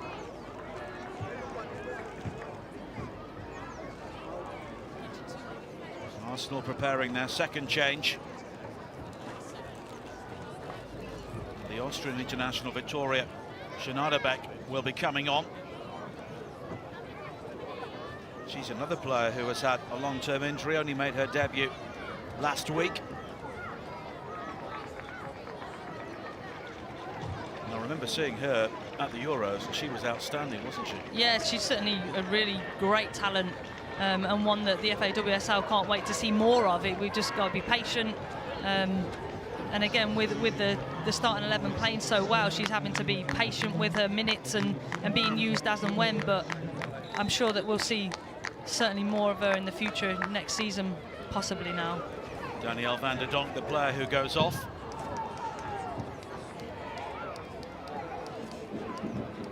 Schneiderbeck signed from Bayern Munich. She was part of the Austrian side which got to the semi-finals of the Women's Euros, lost out in a penalty shootout in the end.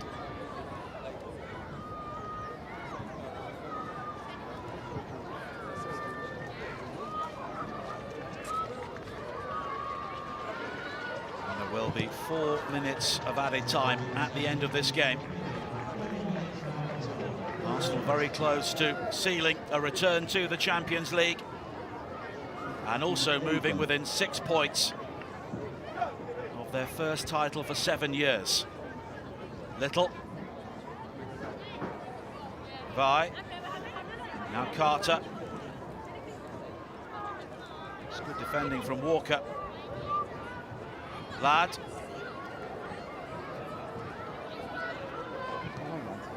And Arsenal just keep it simple defensively. Bloodworth. And she's got the free kick.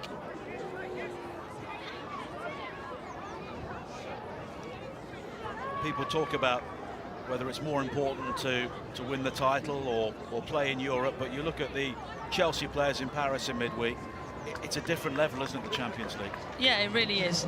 Anything and everything, and the whole occasion, the quality of football, the experience, the quality of players you're playing against, it really is. And Chelsea are doing magnificent so far. So exciting to see the semi-final against Lyon. And I'm sure everyone from England are right behind them, because that's where we need to be now. It's been so long from the English teams have been successful in the Champions League that's now really what we want to be seeing, to really stamp our authority on Europe. And the goal scorer, Katie McCabe, will be replaced by somebody who has Champions League experience in the past, Tabia Kemmer. What an important goal that could prove to be.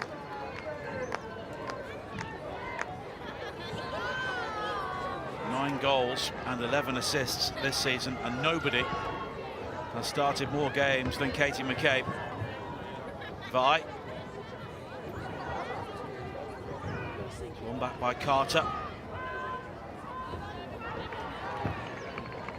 She ensures Arsenal have the throw-in.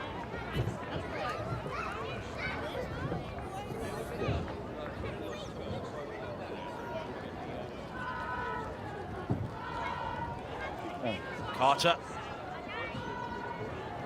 Back heel, releasing Little. Neidemar in support.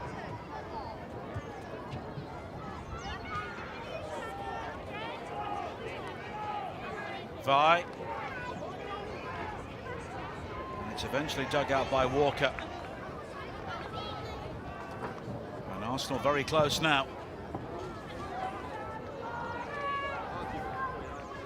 I think Arsenal, with all their talent, they could go for the second goal, but I think they're showing their experience and trying to hold on to the ball, stay on the ball that little bit longer, try and play in the corners to prevent Birmingham having any last chance of a shot on target or another breakaway. I think they're just trying to kill the momentum, kill the game. Here is Carter. She'll head towards the corner flag. And you love to win 5-1 like last week, or 6-0 or 7-0, but in a way, do you get more satisfaction out of digging out a 1-0? Maybe as a defender you do. Yeah, perhaps, but I think you get satisfaction if you win games. Full stop, Nigel. But I think if you are going to win the league, if you're going to be champions, you have to learn to win ugly, win beautiful, win with 5 goals, win with 1 goal. You have to do it all, and I think Arsenal this season have certainly showed it all, and they've shown all their colours. And they've kept Birmingham where they want them.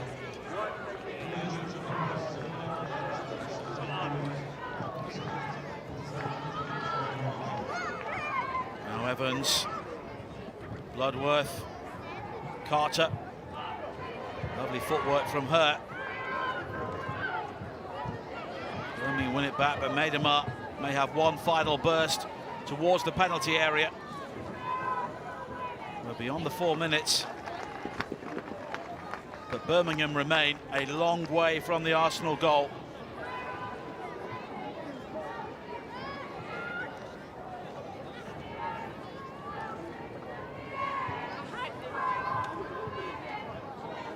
Joe Montemurro will be aware that Manchester City and Chelsea are now underway in their games, but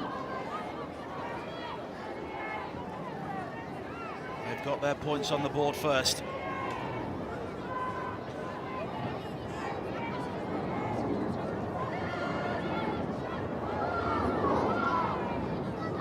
Birmingham could do something remarkable here, but Arsenal are doing a very professional job, and it's been a very professional win, and that's what it means to Joe Montemurro. Arsenal seal a return to the Champions League and move within 6 points of their first title since 2012, and they had to work really, really hard for it. Katie McCabe with the only goal 12 minutes before the end, but that is what title contenders do.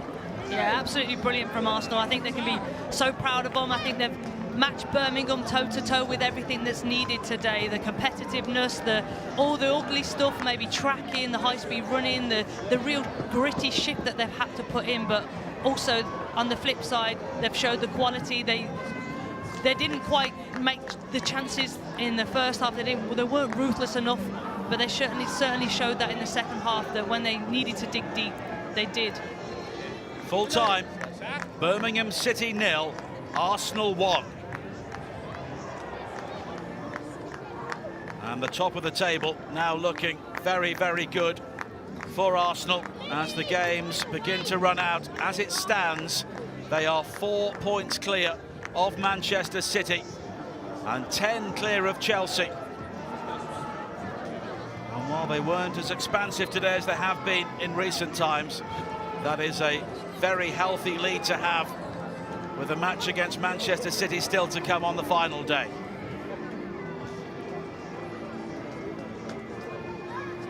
And Joe Montemurro wreathed in smiles because of this moment late in the game.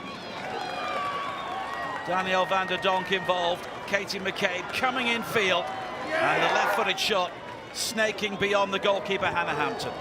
Yeah, I think moments before we'd seen an exact carbon copy of Katie McCabe coming outfield to infield on a strong left foot and rifling a shot.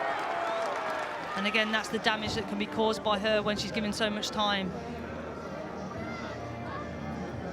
And there is plenty of feeling in that post-match huddle. There is still work to do, and I'm sure that's a point that's been made now. Yeah, that's right, and they're another step closer. They've got through the challenge and the tough test that was today. They're going to feel the excitement, feel so proud of themselves, and they're one step closer. And it was a game full of chances for one which finished only with a single goal victory. In the first half, Arsenal created so many, starting with Maidema's header, which was turned onto the bar by Hannah Hampton. It was such a dangerous header.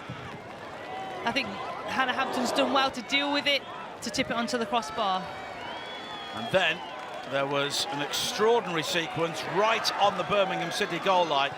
Mannion's clearance somehow avoiding an own goal.